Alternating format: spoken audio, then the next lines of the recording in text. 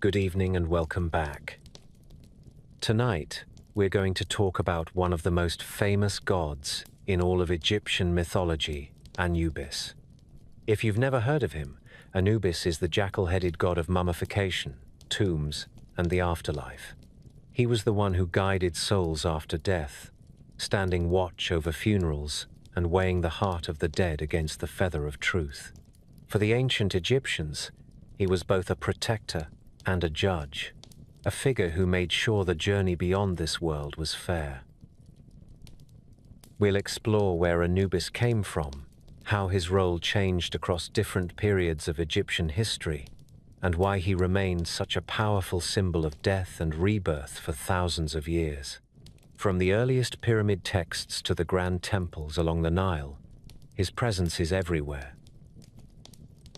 As always, I'd love to know where in the world are you listening from, and what time is it for you?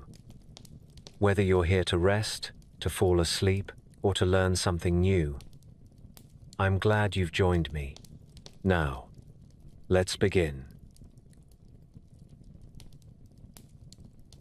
Evening in Egypt comes like a ceremony. The river burns with the last light, fields fall quiet, and the wind from the west arrives cold and dry, tasting of salt and stone. Beyond the cultivated strip, the sand begins, a pale sea that rolls toward a horizon of broken hills. At that edge, the living always met their dead. There were no city walls there, only low ground and gravel and wind that could scour a name off a stone in a single season, and there were jackals. They came when the sun was a coin set in copper and the first stars were waking. Lean and long-legged, they moved in pairs and little bands, curious and unafraid, as much a part of the scene as the thorn and the acacia. The first Egyptians feared them. They feared the yellow eyes that caught the last daylight and held it. They feared the way the animals trotted along the graves, circling and testing and returning by the same paths night after night. The land taught the people a hard lesson. A shallow pit could not keep a body. The desert will not keep anything that is not tied down and prayed over. At the beginning, the dead were set in the sand with a few jars, a wooden headrest, a bead or two for the journey. The earth itself dried the bodies. The hot wind drew the breath out and left a brown and leathery likeness with hair still in place and teeth still smiling. Those first mummies were accidents of nature, a rough proof that the desert was a kiln and the body could be fired like clay. Yet nature was not gentle. A jackal can open a grave with a few patient scrapes of the paw. The sand that preserves can also reveal. In the morning, a family might find that the linen had been pulled and the arm lay bare to the light. It was an outrage and a sign. The people looked to the creatures that could tear a body and imagined a power that could guard a body. There is an old way of thinking in Egypt. To master a thing, you give it a god and speak to that god by a name that the world will respect. Jackals run the edges of the fields. They know the border country where life ends and something else begins. So the people called up a guardian out of fear and out of need. They said there is one among the jackals who is not a scavenger but a judge. They said there is one who stands upon his mountain above the necropolis and sees every trespasser in the lightless hours. They gave him a place at the head of the tomb. They gave him color and emblems and titles that carried weight. They called him the foremost of the Westerners. They called him Lord of the Sacred Land. They named him with an older sound that the scribes rendered as Inpu and that we call Anubis. Before kings raised pyramids, before Osiris sat on any throne of the dead, there were little markers in the gravel and lines of stones pointing west. The west was the direction of the sinking sun, and therefore the direction of every human hope. At that boundary, the people built mastabas of mud brick and packed the floors with crushed limestone. The smell of natron lingered in the air. Priests smeared resin on wooden coffins and traced protective signs that had been taught by habit long before they were written by reed on papyrus. And in the minds of the mourners a black jackal crouched on the lintel, in perfect stillness, eyes open, ears forward, a figure so calm it could be mistaken for a statue until it turned its head. Black was not the color of night alone. It was the color of the flood mud the river left each year, the color of the silt that makes wheat rise ankle-high and then knee-high, and then to the belly. To paint a god black was to speak of renewal. To paint a jackal black was to declare that even death had a seed of life in it. The artisans of the early dynasties laid this language into their work. They carved a sleek animal on sleds and shrines. They set him atop chests that held bandages and oils. They drew him at the head of a bier, hands resting on the coffin edge if they gave him human form, forepaws folded if they kept him the perfect canine he was in the wild. The image told a promise. Here is the one who watches. Here is the one who has patience enough to keep 1,000 nights of vigil. There was another side to this new faith. Tomb robbery was not a tale to frighten children. It was a craft as old as the first sealed jar of beer set beside a corpse. Men with dry hands and quiet feet followed the caravan of the dead and returned when the mourners were gone.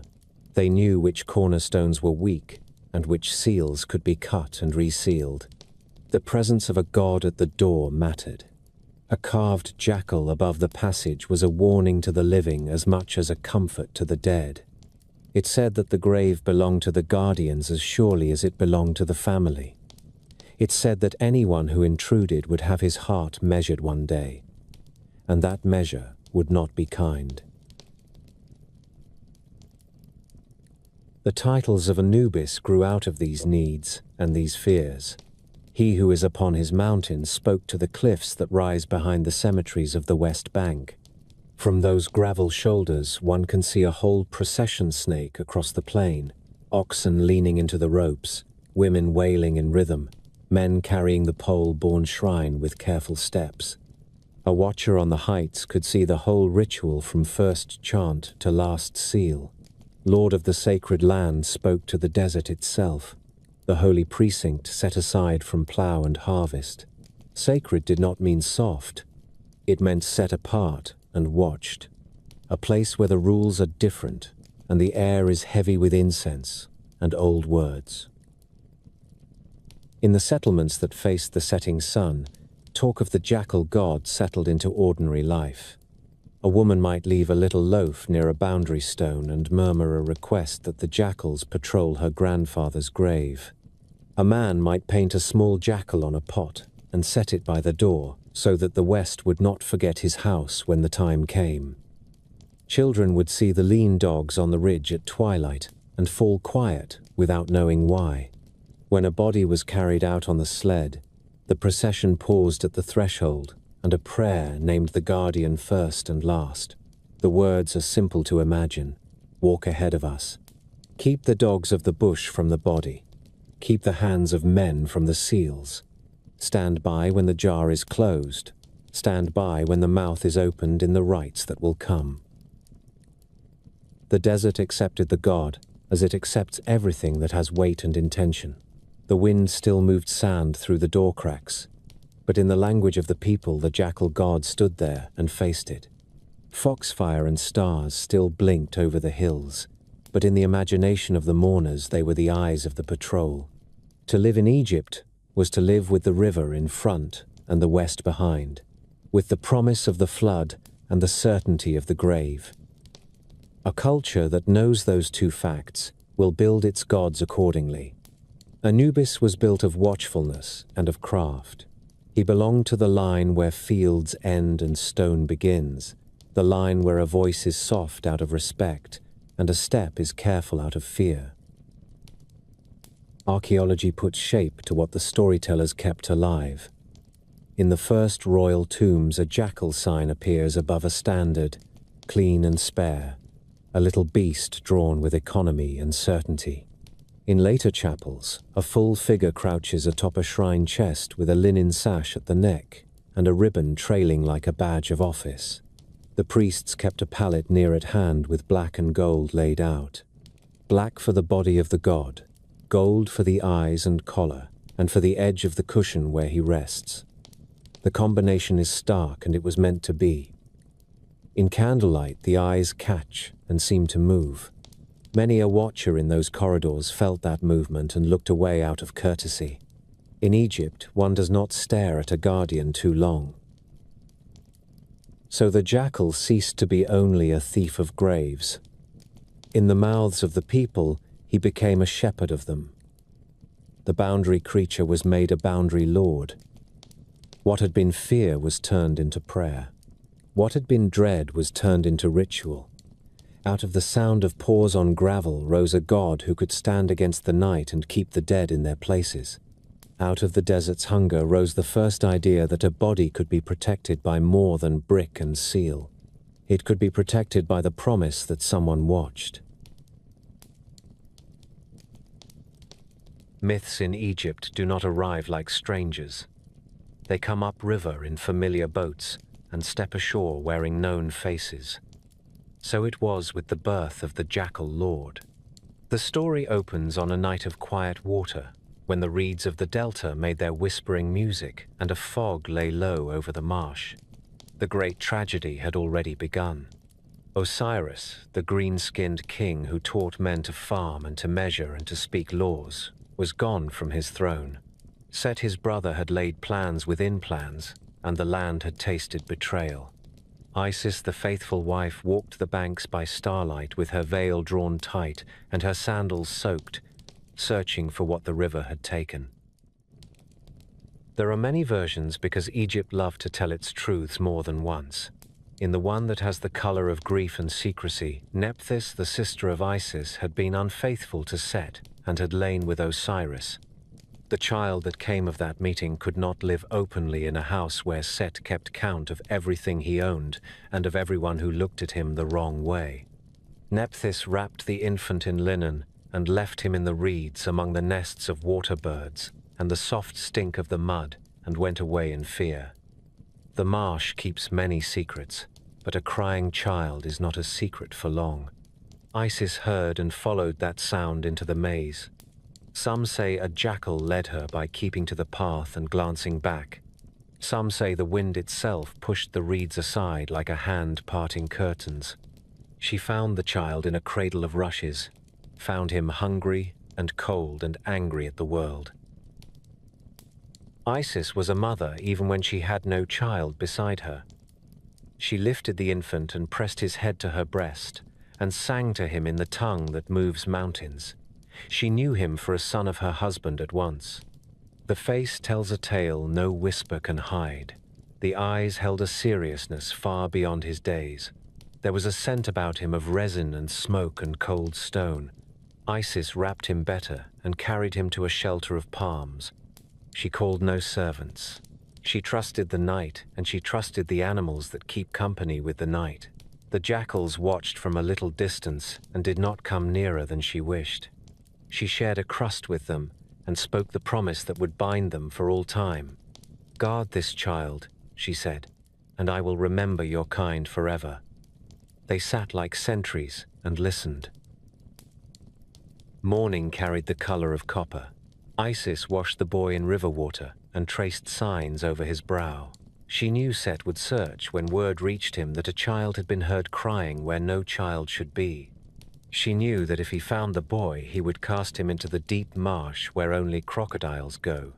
So she moved by day as a beggar and by night as a queen, carrying the infant in the crook of her arm, hiding him in the reed huts of kind women, feeding him goat milk and river fish. It is said she gave him a secret name so that misfortune would not know how to call him. It is also said that in those first days when she sang, he did not cry, and when she was silent, he made a soft sound like the whine of a jackal, which made the animals lift their heads and listen. In time, she brought him to the house of Nephthys. No story in Egypt forgets balance. Nephthys had erred, but blood remembers blood, and she had not left the child out of cruelty, but out of fear. When Isis placed the boy in her sister's arms, The two women looked at one another, and a long history passed between them without a word. Nephthys swore to keep the secret. She swore by the black earth and the flood, and by the throne of their father, that the child would never be given to Set. Then Isis kissed the baby on the brow and claimed him. She would raise this boy as her own and teach him the arts that a god of the border country must know.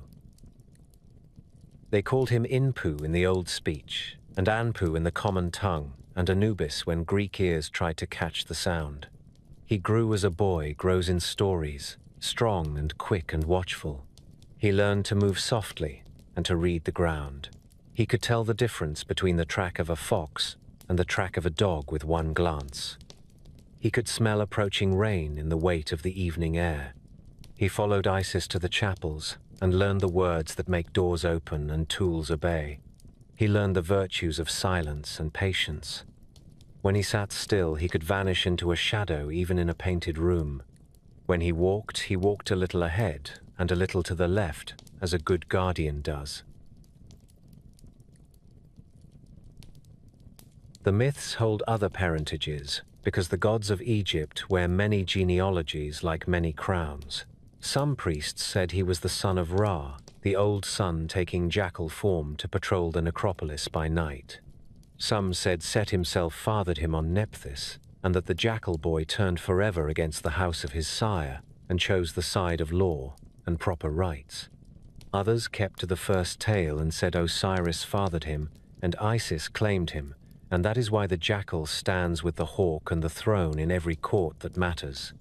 Egypt did not argue to the death over such points. All the stories served a single truth. The child belonged to the family that would bind death and make it serve order. There are little signs that the old houses kept. In the workrooms where embalmers boiled resin and mixed natron, a small figure of a jackal sat by the jars. It is said that when the boy Anubis came near such places, the air cooled, and the flies fell to the floor as if soothed by a charm. When he touched linen, his fingers left a scent of cedar and myrrh, and the cloth lay flatter, like water that has found its level. The craft of preservation knew him even before he gave it its law. Old men of the necropolis told one another that the boy once sat by a poor man's body all night while the family could not afford a priest. In the morning, the skin had tightened and the face had taken on a peace the living had not seen in years. They said the boy looked up when the first sun came and his eyes were the color of polished obsidian. And always there were the dogs. The city dogs of Egypt are not pets. They belong to no one and to everyone. They sleep in yards and follow carts and settle where work is being done. They guarded the child as if they had been summoned by a king. When he went to the market with Isis, 2 trotted ahead to clear the way and 2 took the rear to watch the corners. When he slept, a bitch lay at the door, and a scarred old dog with a broken ear lay at the foot of his bed. If a stranger came, the dogs drew near without growling, as if they were only reminding the world who held the night watch. People began to notice and to whisper. They said the orphan of the marshes had a pact with the 4-legged guardians, and that the pact would endure as long as people buried their dead and feared the dark. We do not have a birth record, only temple stories and painted scenes and a habit in the language that survived every dynasty. Yet the earliest inscriptions that give weight to the jackal god begin to appear not long after kings first gathered Egypt under one crown. The first dynasty carvers scratched a jackal on a standard above lists of offerings. The second dynasty priests called on the foremost of the Westerners when they sealed royal tombs.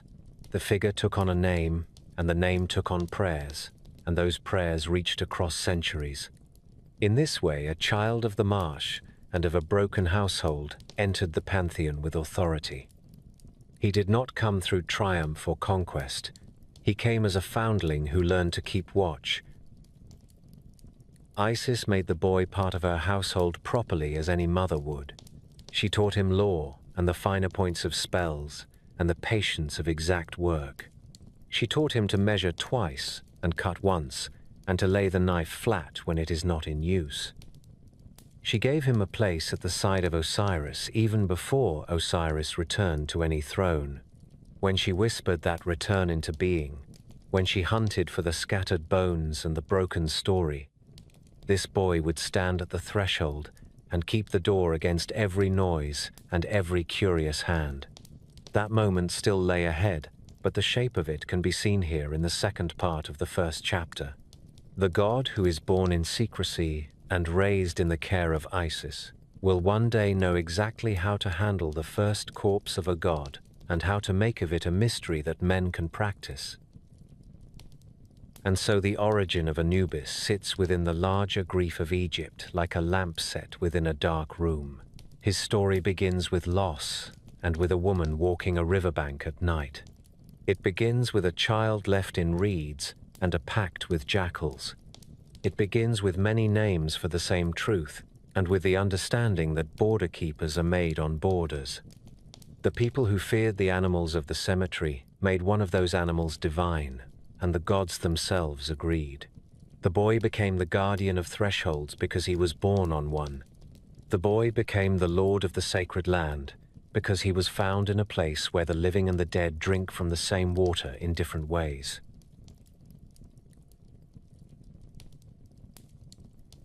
The west bank of the Nile is a country of silence. The river glides past with its green burden of reeds and fields, but across the water the land lifts into terraces of gravel and pale cliff, a face of the world that does not smile. There the sun goes to its rest each evening, and there the Egyptians set the dead, for all things that belong to the setting belong to the west. When the earliest kings laid their bodies in brick chambers and sealed them with mud and lime, the name that was spoken over the door was not yet the name of Osiris. It was the name of the Jackal Lord. It was the one who watches. It was Anubis. Before a throne was raised for any lord of the netherworld, before the green-skinned king came to rule the millions who dwell beyond the horizon, there was a guardian who kept order among the tombs. The oldest prayers carry his titles like iron keys, foremost of the Westerners. Lord of the sacred land. He who is upon his mountain. The words have the taste of dust and salt. They were born out of years spent learning how to keep a body whole in a country that rots what is careless. When the first royal names were cut into ivory tags and stone seals, a jackal stood on the standard above them. When the first long corridors were lined and painted, a black hound lay alert on a shrine chest, ears forward, keeping his master's sleep. The West Bank at Memphis had its broad shelf of mastabas. Saqqara spread like a city of steps, and in time its tombs rose and fell as dynasties rose and fell. Giza reared its bright stone and drew the eyes of every foreigner who ever walked the floodplain. But those pyramids were only doors. The ritual that gave those doors meaning was older. It belonged to Anubis. Priests moved through cool rooms with oil lamps in their hands and a measured pace in their feet. They spoke the names of linen and natron and resin in sonorous lines that had to be said just so. The craft was not guesswork. It was not an experiment performed in hope. It was an inheritance. It was what the god of the jackal taught by his patience and by his example at a beginning that only the gods remember. Imagine the court of a dead king in the ancient kingdom when stone first learned to speak with its own gravity. The living stepped down into chambers that smelled of cedar and myrrh and the sharp, dry breath of natron. In the inner room, a figure of Anubis crouched upon a chest that held tools for the mouth-opening ritual and knives for careful cuts and rolls of bandage, as white as new milk. The high priest wore a linen that shone like water. At the edge of the right stood men who bore the title servant of Anubis. The name had dignity. It said that the one who bore it had learned to move the dead without insult and to touch the still body with the gentleness owed to a sleeping king. If the priest wore a spotted skin over his shoulder, it reminded the living of a story the embalmers loved, the one where the jackal god drenched the leopard with punishment and took the pelt as a sign that the wild would not master the tomb. The people of the valley believed that Anubis had ruled the dead from the first, not as a tyrant seated on a chair of judgment, but as a master of the gate and an officer of order. In those early centuries, the king became a star and sailed with the sun and hunted with the gods, and the one who led him to his station was the jackal. The old texts carved in the tight corridors of pyramids speak with a soldier's clarity. "Rise," they say, "and go with Anubis. He will take your arm. He will clear the path. He will place your foot so that it does not slide in the darkness." There is no poetry more practical than that. A journey was intended, and a guide was required. The guide was the same in every generation. The guide was known by his color and his quiet and the firmness of his hand. The jackal lord justified his titles by habit. He kept to the heights above the cemeteries and looked down like a shepherd counting a flock. From the ridge he could see a funeral winding across the flats. He could see the oxen pulling the sled and the men steering it so the runners did not catch on stone. He could hear the women calling out the good names of the departed and the men answering with promises of remembrance. He followed the procession's dust with eyes that missed nothing. Where the door beams went up, where plaster set, where seals dried, he set his presence like a seal of his own. In the night when only a little wind moved the acacia leaves, the hush belonged to him. All the practical measures of burial served his law. A body must be washed and dried. The jars must be made clean. The heart must be protected because it will be needed later. The limbs must lie well because the soul will try them on again as a man tries on garments. Every instruction of the craft had a moral behind it. To do the work meticulously was to honor the god who showed the way. To do the work sloppily was to insult him and to risk trouble in the West. People believed that Anubis did not forget an insult. He did not thunder. He did not hurl fire. He has other powers. He can withhold his guidance in a place where no one walks without a guide. One must not think that the jackal lord's rule ended at the edge of royal stone. He belonged to the poor as much as to kings. A farmer from the Fayum carried his father into a low grave lined with reed mats. He still spoke the name of Anubis and set a small amulet of a jackal on the chest. He still poured a little beer on the sand for the guardian's patrol. When a caravan man died far from home, his companions called on the same god to keep the night from breaking his rest until he could be brought to proper ground. A god who rules a work as common as death becomes the god of every household in time. It is true that the balance of the underworld changed as centuries turned. The myth of the slain king and of the grieving wife and of the son who avenged became the master story of Egyptian hope. Osiris rose and took his throne among the Westerners and ruled as a king rules, with a court and a judgment hall and a field of reeds beyond for the justified to harvest without sweat. But the rise of a king did not make the captain of the gate less necessary. It did not replace the need for a keeper of secrets. Anubis did not lose honor when Osiris gained it. He gained definition. He became the sworn officer of the throne he had helped to restore. He carried the authority of the First Lord with the humility of the servant who knows the work better than anyone. In the ancient kingdom, the living learned to speak to the dead through pipes sunk from chapel floors into burial chambers, and through letters written on bowls and linens. What they said often begins the same way. Anubis, look to this place. Be on your mountain. Keep the prowler from the door. Keep the heat from the jars. Keep the mischief maker from the seals. The formula never grew tired because fear never grows tired. The West makes a promise, and men need to hear it again each season. A god announces himself in many ways, sometimes with thunder, sometimes with a feather laid just so. Anubis preferred the quiet method. He did not demand mountains of granite or rivers of wine. He took his place by the door and watched, and in that long patience his names gathered around him like votive lights. First came the titles that trace a map. Foremost of the Westerners, the words taste of dust and sunset, and the long ridge that runs behind every cemetery. The title names him as the first among those who dwell beyond the river where the sun goes to rest. Lord of the sacred land. This is the desert set apart from plough and market, the sand salted with ashes and prayers, the holy ground where the dead are addressed by name and told to sleep. He who is upon his mountain.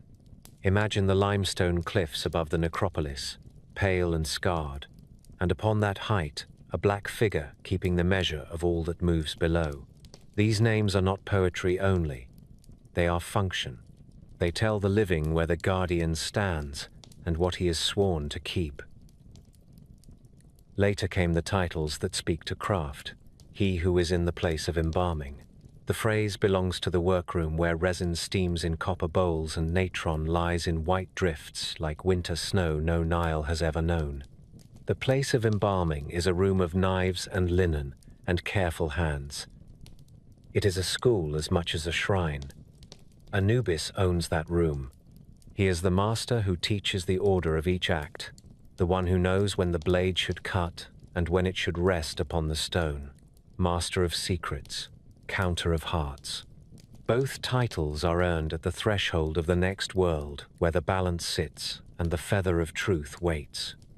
Secrets are not gossip in Egypt. They are the hidden names and the rites that must be remembered exactly, or else the path will bend away into dark places. To count hearts is not to tally a crowd. It is to weigh the core of a person against the rule that keeps the cosmos from breaking. The old language holds his birth name like a bone bead threaded through many ages. Inpu or Anpu when the priest sings. Anubis when a Greek clerk copies the roll. A name is shaped by the lips that speak it, but the god it reaches remains the same. In writing, the scribes set a jackal upon a standard and placed the signs of a shrine beneath. On funerary chests, the animal reclines with its paws outstretched and its tail folded close. The eyes are long and steady. The ears stand like paired blades. The woodworkers painted him black and gilded the collar and the rim of the cushion. The choice of color is a language in itself. Black is the rich mud the river gives after the flood. Black is the skin of a body properly preserved. Black is night at its most protective. Anubis wears that color as a promise. Decay will be managed. Death will be put to order. From darkness will come renewal. When the god rises to his hind legs and takes a man's body, he does not lose anything of the animal that made him. He stands straight with the calm of a hunter who has chosen his ground. A ribbon marks his throat. In one hand he holds a was scepter that tells of office and of the authority to keep chaos out. In the other he may hold the ankh that promises life beyond what can be measured. Artists sometimes place him beside the bier, one hand upon the coffin as if to steady it while the family finds its breath.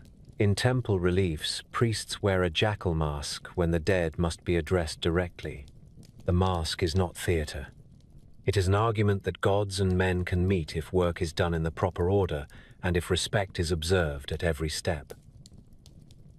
There is an older emblem that the learned point to with a shiver. It is the Immute fetish, a skinned animal form bound and tied to a pole that rests in a tall jar. It stands near the embalming bed in scenes so ancient they feel like dreams remembered rather than stories told. The meaning belongs to the great silence of the first time, but the object is always near Anubis. It is a signal that life has been opened and must now be remade. It is a sign that the boundary has been crossed and a guardian is present to see the crossing done correctly. The fetish stands where the work is most serious, and where the room must be kept pure by deeds and by words.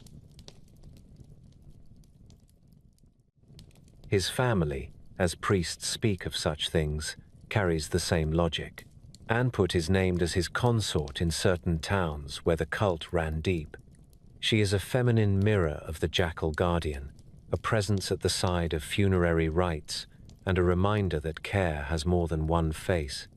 Their daughter Kebeshet appears as a serpent bearing water in graceful loops, the cool refreshment poured for the dead when the long dryness of waiting must be eased. In sermons, the embalmers say that Kebeshet cleanses like a running stream, and that every libation poured in a chapel is her gift. In this way, the family of Anubis turns a craft into a household. Father preserves, mother watches, daughter purifies. The dead are not handled like wood or stone. They are kept as one keeps kin. Epithets bloom around a god as flowers do around a well. Some are stern. The dog who swallows millions warns the wicked in a voice that leaves no argument. Some are gentle. The good being suggests a guardian who forgives the honest mistake and guides a shaking hand. The petitions carved on stelae use these names with care. They ask the foremost to look north and south and keep watch. They ask the Lord of the sacred land to plant his feet at the tomb doorway and admit only those who come with offerings and with respect. They ask the Master of Secrets to remember the poor who could afford only a few strips of linen and a little jar of oil. The titles carry the prayers to the ear of the one who has promised to listen. There are forms beyond statues. There is the low wooden sledge that carries the mummy. At the prow, a small Anubis figurine often rides as if towing the dead into their house. There is the funerary chest, painted with a jackal upon a roof, the sign that the contents are under his protection. There is the scale that stands in painted halls, one pan for a heart and one for a feather that never frays. In these images, Anubis is never in a hurry. He adjusts the beam with 2 careful fingers. He calls no attention to himself. He looks at the needle and waits for it to find its center. He is precise, and his precision makes him beautiful. The black skin of the god invites meanings that reach beyond the room of embalmers. Black is the color of the field after the flood, when the earth is soft and the seed wakes. Black is also the stain that natron leaves when it has finished its drying and the work has gone well. In the museums where the dead of Egypt sleep inside their glass, faces dark and serene, there is a strange peace that settles on the visitor. It is not horror. It is not cold. It is the order of things made visible. The artisans found a way to show that order in the figure of a jackal who does not blink. The paint outlasts kingdoms. The meaning outlasts the paint. If a man from another land were to ask why a jackal should be a god, the answer would arrive like water poured from a deep jar. Because jackals knew the graveyards before men did. Because they walked the line between village and waste with understanding. Because fear can be made into guardianship if you put the right names on it and hold those names with discipline. The Egyptians did not wait for a storm god to explain death. They looked to the animal that most troubled them and commanded it to serve. Then they kept the pact with offerings and with good work. In the doorway scenes, in the sleep of kings, in the hearts that sought lightness before the feather, Anubis kept his side of that bargain. So the god stands in our imagination as he stands in 1,000 chapels, ears forward, eyes alive, fur black as river soil after the waters go down, ribbons lying flat against the throat, scepter in hand, one palm touching the lid of the coffin as a sign that the next breath, though it belongs to another world, will be taken in safety. There is no shouting. There is no spectacle. There is a door and there is a watcher, and beyond that door a land that is not empty but ruled and measured, where a person may hope to arrive with dignity because a jackal kept the path. There are crimes that tear a people the way a stone tears a sail. The story of Osiris begins like a festival and ends in a silence that lasts for ages. In the bright years of that old reign, the fields rose clean. The river kept its promise. and Egypt felt itself a single house under a wise master.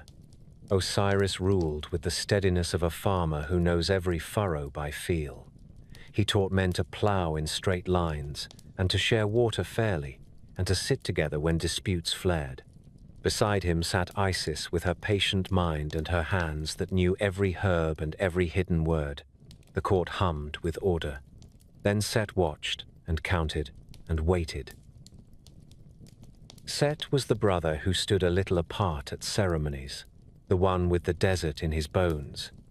He saw things as a tally and a measure of power. The love that bound Osiris and his people only sharpened the thorn in Set's heart. So he moved among flatterers and soldiers and men who liked the feel of a secret. He whispered that the crown should sit differently. He measured the king and found him mortal. From those thoughts grew a plan as exact as a carpenter's drawing. There came a feast. The wine was sweet and the songs old and fine. Set's house shone with lamps, and the guests wore collars that flashed like fish in the Nile. In the center of the hall stood a chest so perfect it stilled conversation. Cedars had given their straightest grain for its sides. Lapis and carnelian winked at the edges like small stars. Set lifted a hand and said that a gift should go to the one whom this chest fitted as if a god had traced the measure. One by one, the guests lay down inside to laughter and friendly jeers, each finding the box a little too tight or a little too long. When Osiris stepped forward, there was a hush that tasted of metal. He lay down and the air changed. The chest took him as if it had waited only for this moment. Lids fall in stories at the speed of fate. Set's men heaved the cover into place. Nails bit, lead poured, seals pressed. A king's breath went out under scented cedar. The cries of those who understood arrived too late to be useful. In a confusion of torches, the chest was borne out and set upon a barge. The river took it with the calm of a judge. Darkness spread over the hall like spilt ink. Set was careful to waste no words. He let the current carry the deed away while he gathered faces that would say later they had seen nothing. The Nile knows its work. It bore the coffin north through wide water and narrow. It slid past villages that were busy with their own griefs and joys. It came at last to the sea and was taken by a heaving world of salt and wind. No one knows all the miles it walked upon the waves.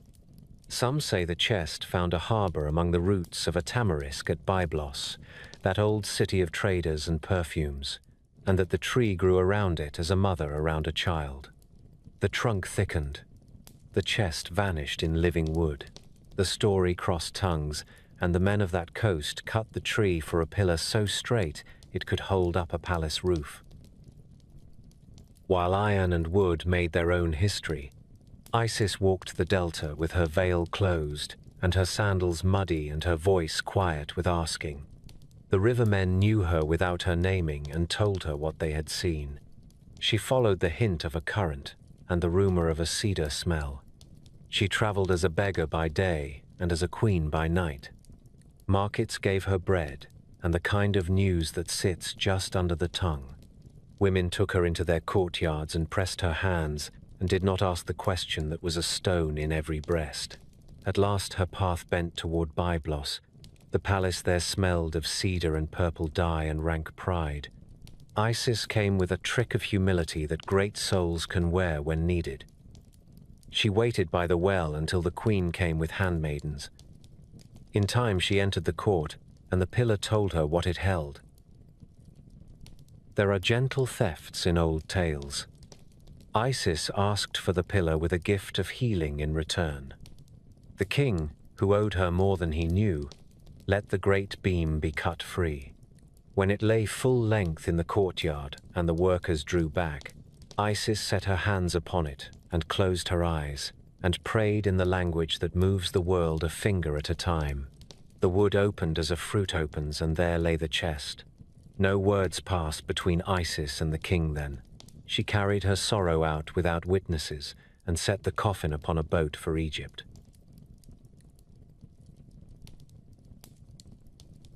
There is a room the color of quiet, where the air tastes of salt and cedar. The embalmers call it the pure place. Its floor is rubbed smooth by careful feet, and its walls remember every whisper that was ever spoken there. On a low stone table lies the broken king. Lamps burn with the steady flame that good oil gives. Natron waits in white drifts. Linen glows like moonlight stacked in folded hills. The women who gathered the pieces have set their hands in their laps. There is a stillness like the moment before a flood arrives. Then the order that guides the world speaks through a voice older than the two lands. Let the guardian come. Let the jackal who knows the boundary do what must be done. Anubis enters without noise. He is not a storm. He is a craftsman who knows a tool by its weight before he lifts it. The priests sense the change in the room the way a hunter senses wind becoming clean. Isis bows her head as a mother would when a trusted healer steps to a cradle. Nephthys moves aside with the tired grace of one who has held vigil and now yields the bed to the surgeon. The jackal lord stands beside the table and looks upon the work that grief and duty have begun. There is no fear in him. There is a kind of stern mercy. He sets his palm upon the cold breastbone, and the lamps seem to steady more than before. Everything that follows is both invention and memory. It is the first time, and yet it feels like a procedure that has been waiting since the world was set in place. Anubis calls for water and natron. He calls for salts from the Wadi Natron, and for palm wine to cleanse, and for resin from long caravans that have crossed deserts and brought back the scent of foreign hills. The body is washed with care until river and travel, and death are rinsed away. With a blade that has tasted no common work, he makes the precise cuts that the craft will remember forever. What is corruptible is removed, and the cavity is packed with linen and herbs that thieves would one day steal from tombs, because the perfume clings to them like a promise. The heart is left in the chest because that is the seat of memory and truth, and must answer questions that even a god will ask. Thoth stands near with a scroll and a pen. He does not interfere. He records. When a formula must be spoken, he provides the line like a prompter behind a curtain. Words have weight in Egypt. A sentence set in the wrong place can tilt a scale. So the ibis-headed scribe murmurs the names of the 42 assistants of judgment and the secret epithets of the guardians of gates. Horus, the avenger of his father, comes and lays his hand upon the brow and the bandages, and lends the strength of the living air to the work of return. The room fills with that company which gathers whenever a world is being made or remade, but the hands that actually touch the body are the hands of Anubis. Time in the pure place is not like time in the market. It moves in circles and in layers. The drying begins beneath a canopy while priests sing verses that are older than their grandfathers. The body rests in a bed of natron while the air licks it clean day by day. 70 days become a number spoken by tradition because a god lay once in natron while the heavens and the earth agreed upon what would be next. When the salts have done their work and the form has become light and tight as a harp string, Anubis returns with his measuring cord and his adze and his patience.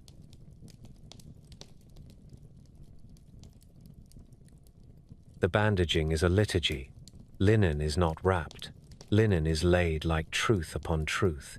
Long strips pass under the body and over the body and round the limbs in a rhythm like a river that runs steady into the sea.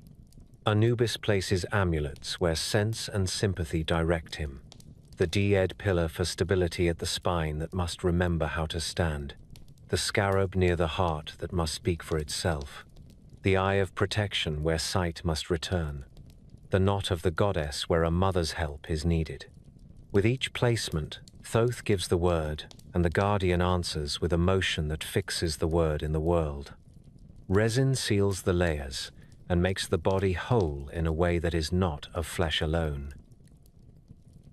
At last comes a rite that turns silence into breath. The opening of the mouth is simple to describe and impossible to do without the gods. Anubis takes the ceremonial adze and touches the lips and the eyes and the ears.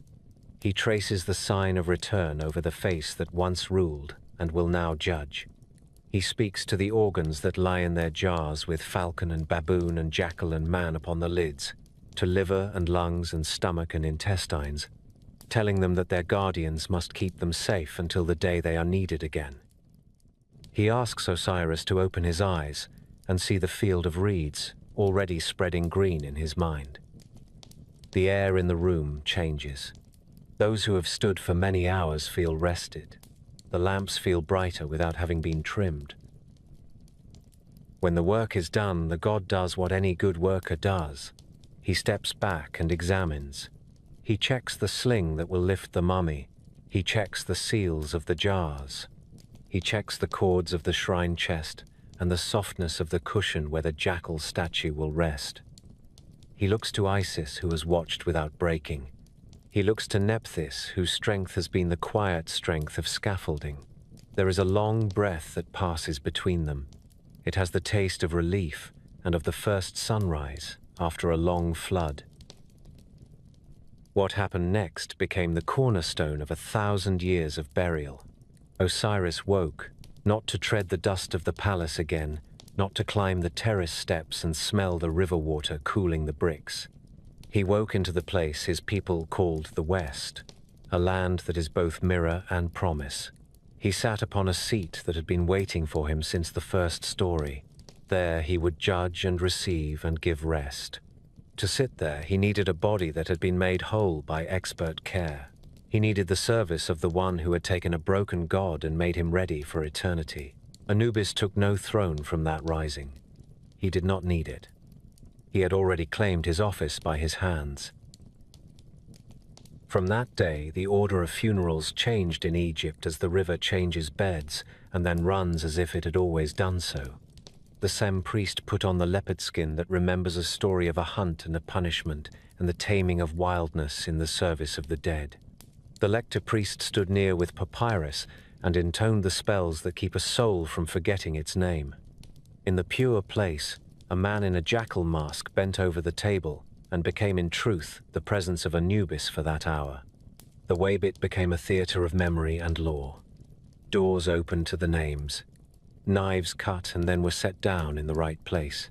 Linen crossed linen with a grace that even the poor could manage when love steadied their hands. Canopic chests showed the 4 sons of Horus with faces men learned to love because they promised attention and care. The jars received what the craft said they must receive, and each was entrusted to a guardian whose virtues matched the organ within. The heart remained the center, unjarred, for it had a date with a scale and a feather in a hall that only truth can enter. Families learned the order by watching and by doing. They bought what they could. Those with means lined rooms with scenes of Anubis balancing the scales or standing upon a shrine in absolute composure. Those with little still found a way to place a small jackal at the head of a mat and to say the words that matter most: watch, guard, guide. It is a mark of greatness to know when to step back.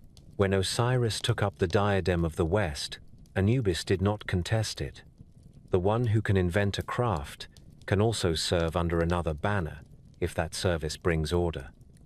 The titles of the Jackal Lord shifted, without losing a syllable of honor. He became the Lord of the place of embalming, as if the phrase had always been carved beside his name.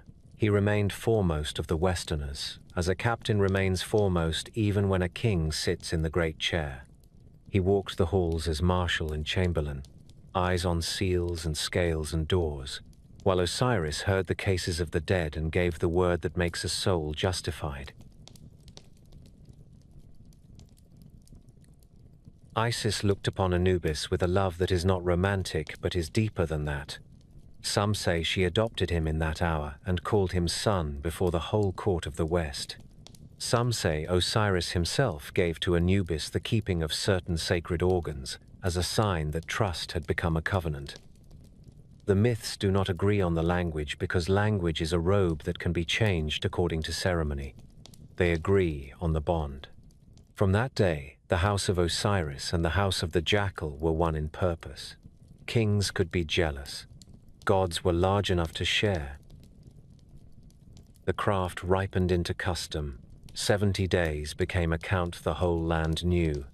Funerary sleds moved through streets with a small Anubis figure set at the prow, as if the god himself drew the dead to their doorway. The priest with the jackal mask supported the mummy when it was raised upright for the last rites. The Adze kissed lips and eyes.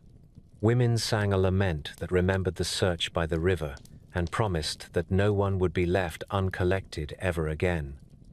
The scent of resin and pine and myrrh became the smell of love doing its work under a hard sky.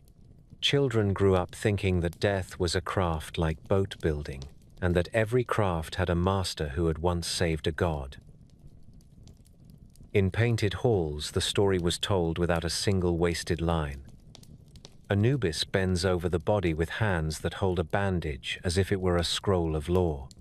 Anubis checks a weight upon a scale, while Thoth writes, and a monster waits without impatience.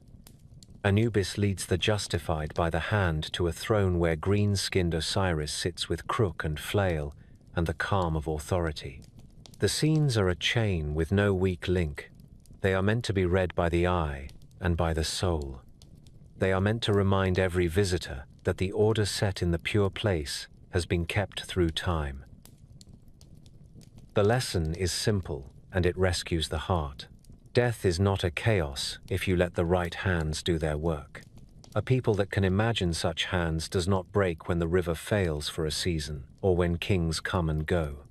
The Jackal Lord taught that lesson with linen and salt and the steady laying on of palm to brow. He did not roar. He did not argue. He made a broken body into a sign that the world is held together by craft and by oath.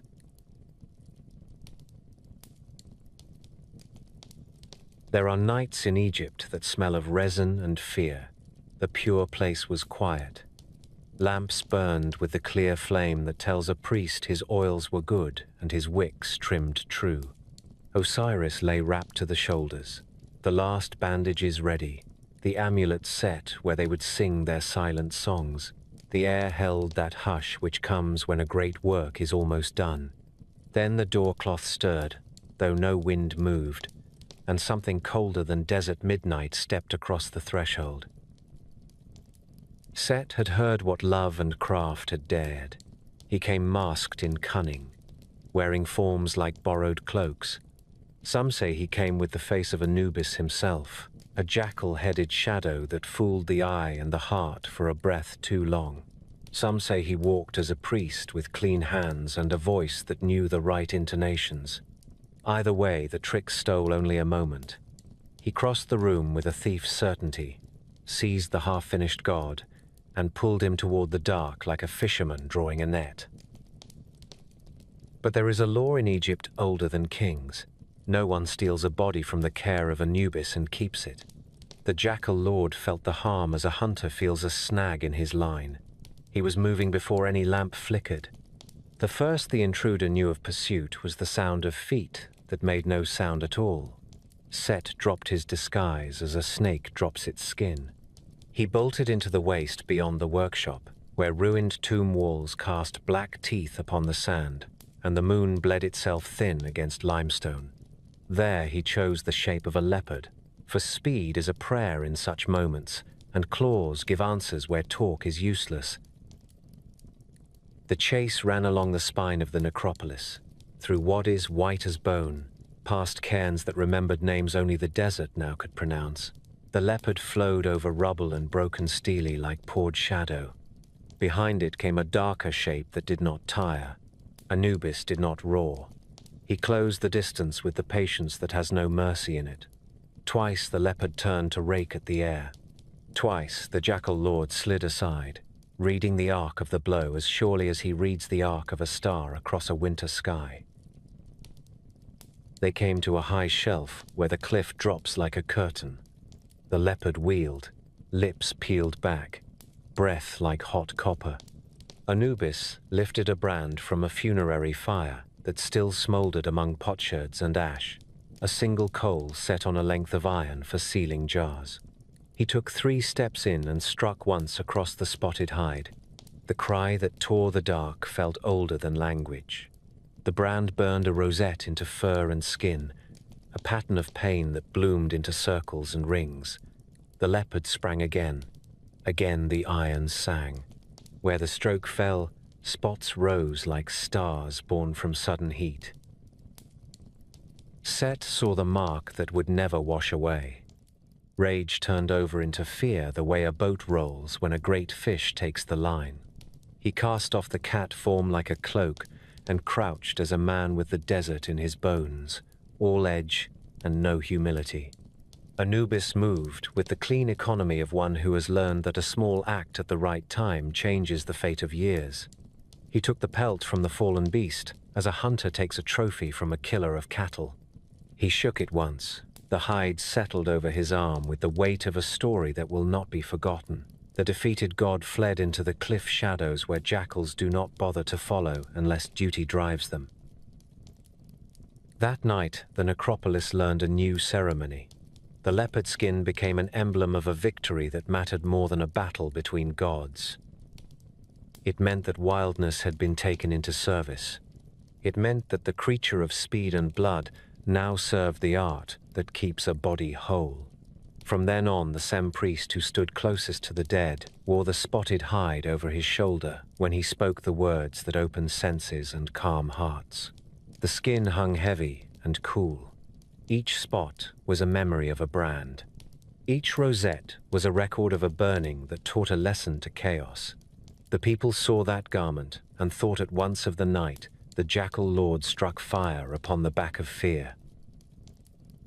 Old embalmers told the tale at the doorway of the chapels while incense crept along the ceiling like a tame ghost. They said that when the priest takes the leopard skin, he is putting on the courage that chased Set to the cliff. They said that when the spotted pelt brushes linen, it reminds every hand present that the work must be fearless and exact. If a novice trembled at the first cut, the master would draw 2 fingers over a rosette and murmur that this mark was won on a night when a god did not look away. Strength rose from simple touches. Order fed itself on remembrance.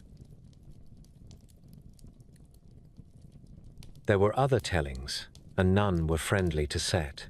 In one, the red god tried once more to steal the body by changing himself into a bull, thick-necked and vengeful. Anubis met him in a narrow place where the rock gives no room for swagger and took from him the very pride of maleness. The desert swallowed the roar and gave back only a low moan that frightened birds from their roosts. In another, Set came in a form of smoke and was pressed into a vessel and burned until only a smear of ash remained, a stain ground into an altar stone by the heel of a god who does not forgive trespass against the dead. These versions carry the same weight. They all say that the guardian did what was needed to end the mischief. They all say that Osiris was kept safe because someone in that hall loved the law more than the pleasure of quarrels. The priests did not merely repeat these tales for drama. They made them into habits. Before a body entered the pure place, the threshold was touched with a coal from a brazier. The mark left at the lintel was the size of a thumb and quick to fade, but it told the room that the iron had sung once and could sing again. When the leopard skin was placed upon the Sem priest, he bowed his head as a soldier bows when a sword taps the shoulder.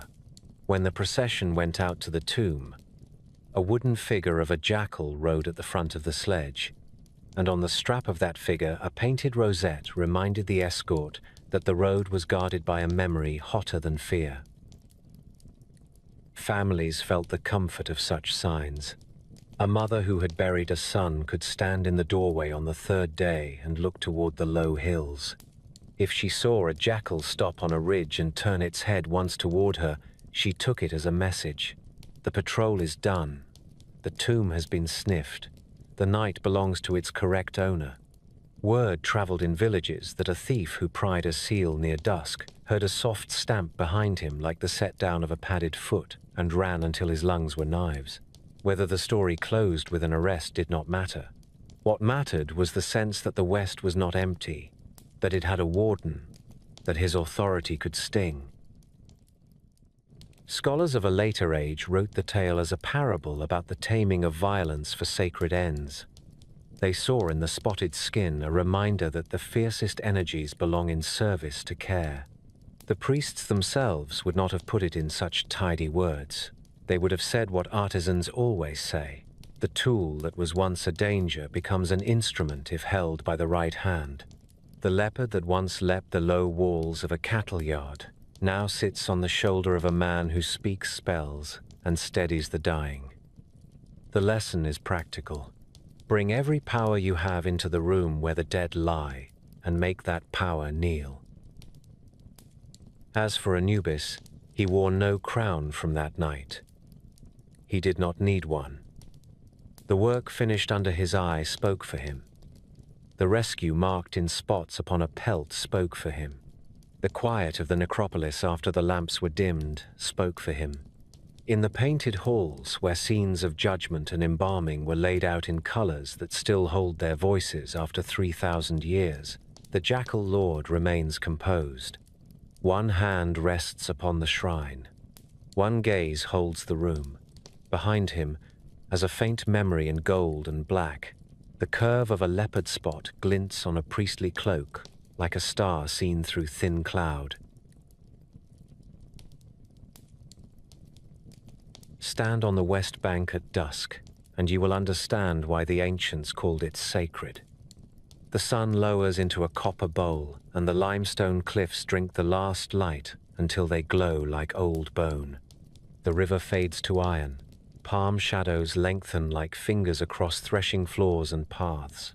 From the fields comes the soft end of day chatter, then a hush that feels rehearsed, as if the whole land knows a cue. Beyond the last green stalks begins the country that belongs to Anubis. The people named it the Western Land. In that place, a god keeps a long promise. The promise is written 1,000 times across stone.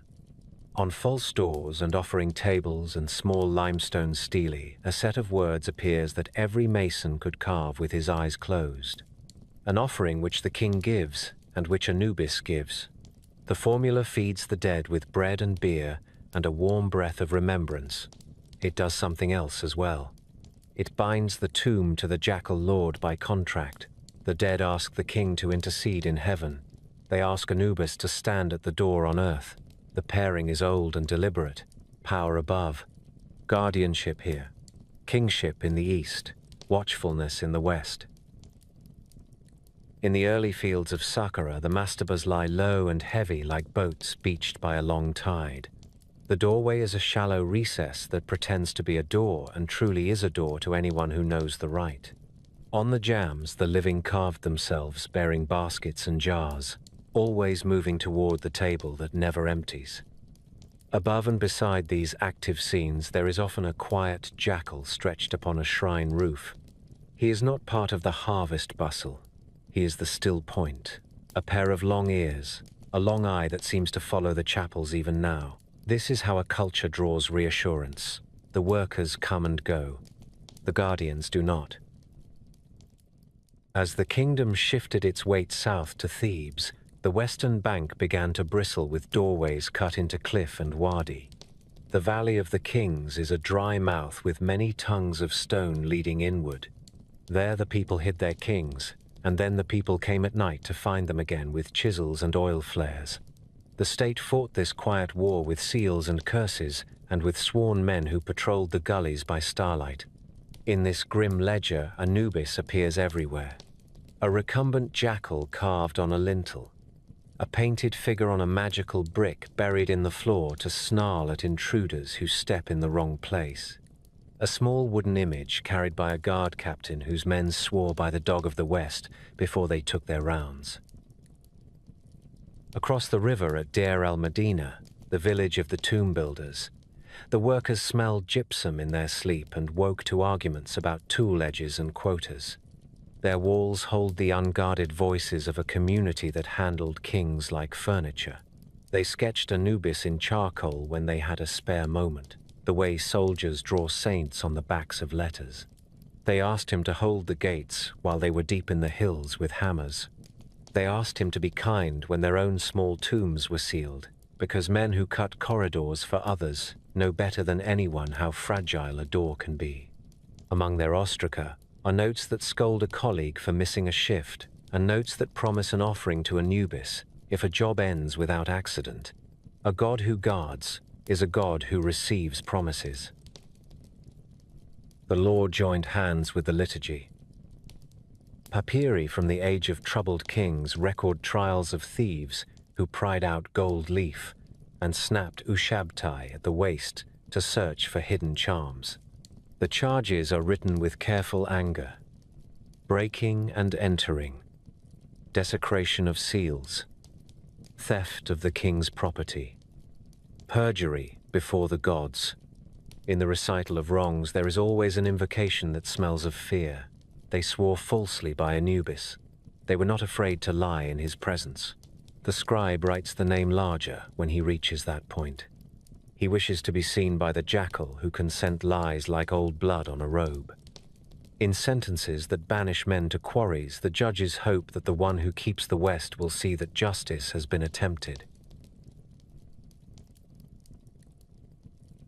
At tomb doors, curses lie like snakes coiled in script. May the jackal who dwells upon his mountain tear out the throat of any who enters with evil intent. May the Lord of the sacred land cut off the feet of intruders at the threshold. These are not the tantrums of the superstitious. They are the law spoken in the language of fear. They are the attempt of the weak to place the strong at their gate.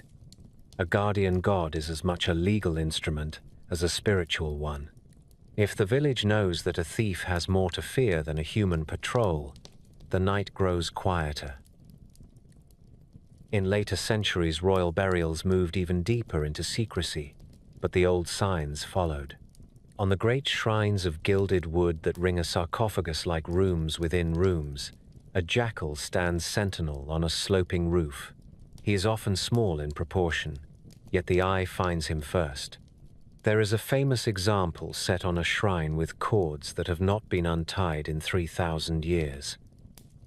The jackal is black as the night it has defended, lacquer smooth and lean, eyes inlaid with a patient fire. Its forepaws hang over the edge in a casual pose that only makes the authority stronger. It looks the way a sentry looks at dawn when nothing has happened on his watch, and that quiet is his triumph.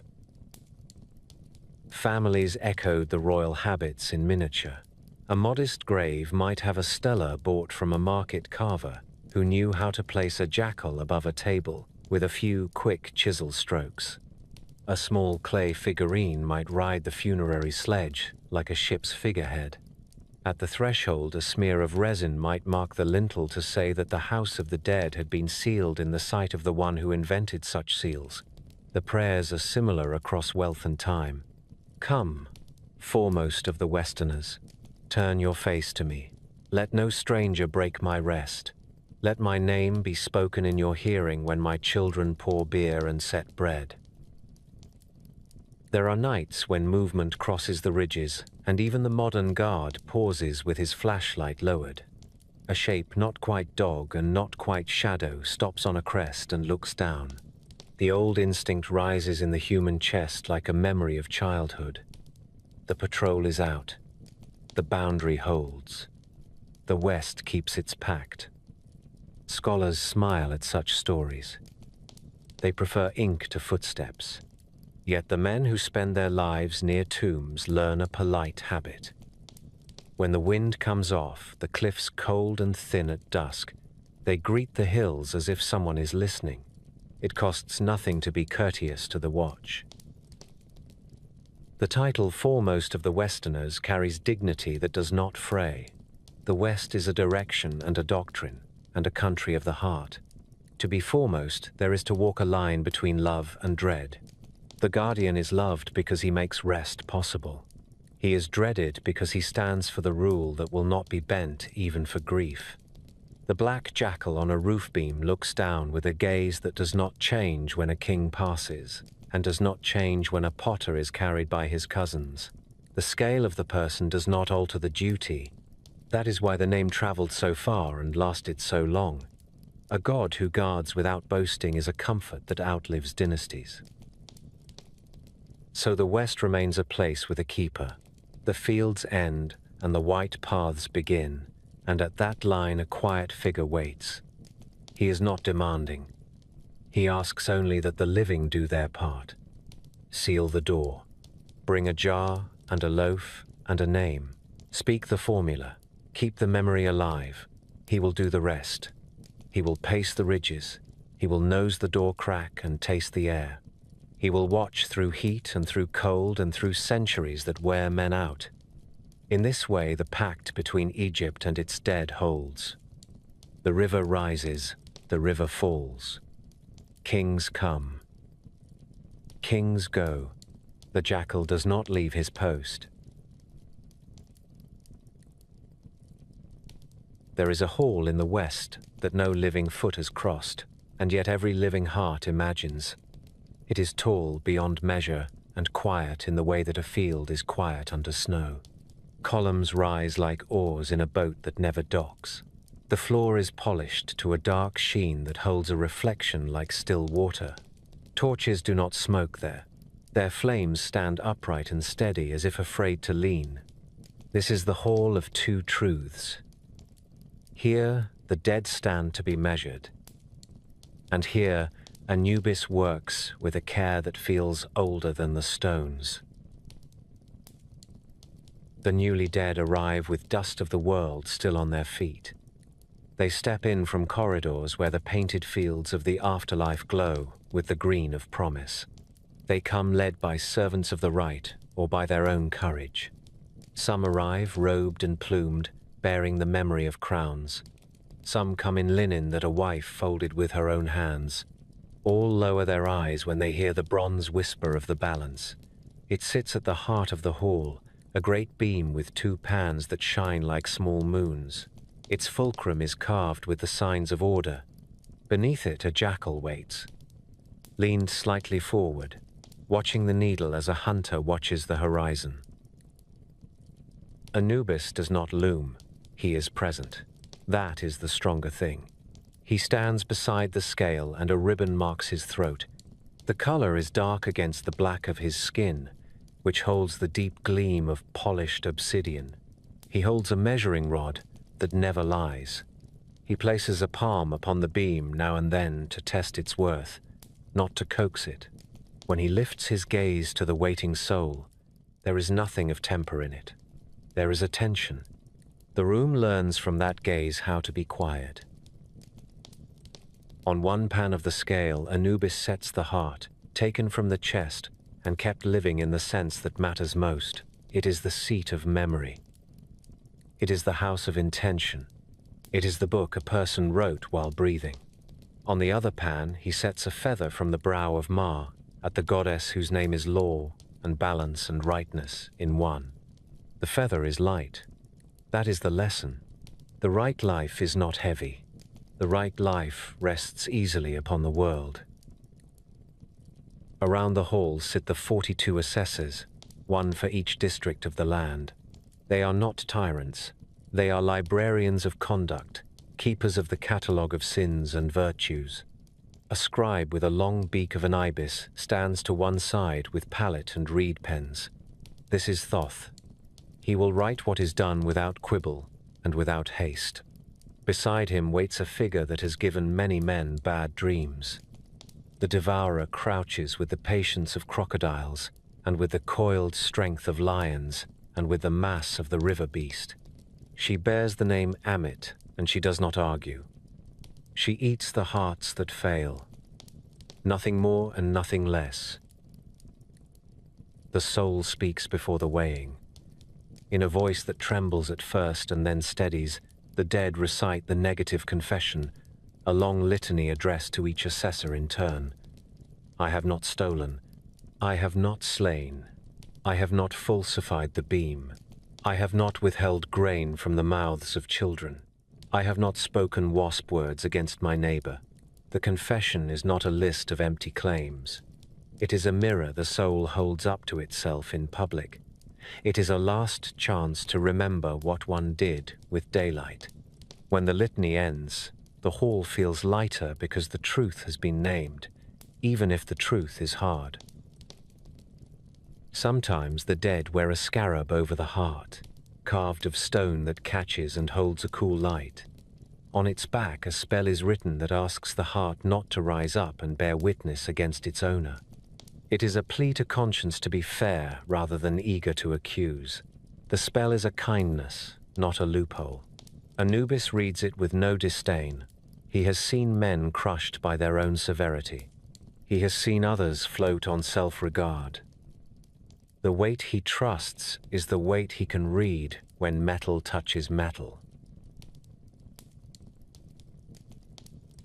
The moment comes. The heart lies in its pan like a small red stone. The feather lies in its pan like breath made visible.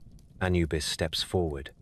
He rests 2 fingers on the beam and lowers his head as if to listen for a note. The room could hear a strand of linen fall. The needle moves. It hesitates. It finds its place. The scales decide. When the heart rises to match the feather, the change in the air is like a season turning. Thoth writes that the soul is true of voice. The judges incline their heads like trees in a good wind. Anubis reaches out and takes the hand of the justified and leads them onward to the presence of Osiris.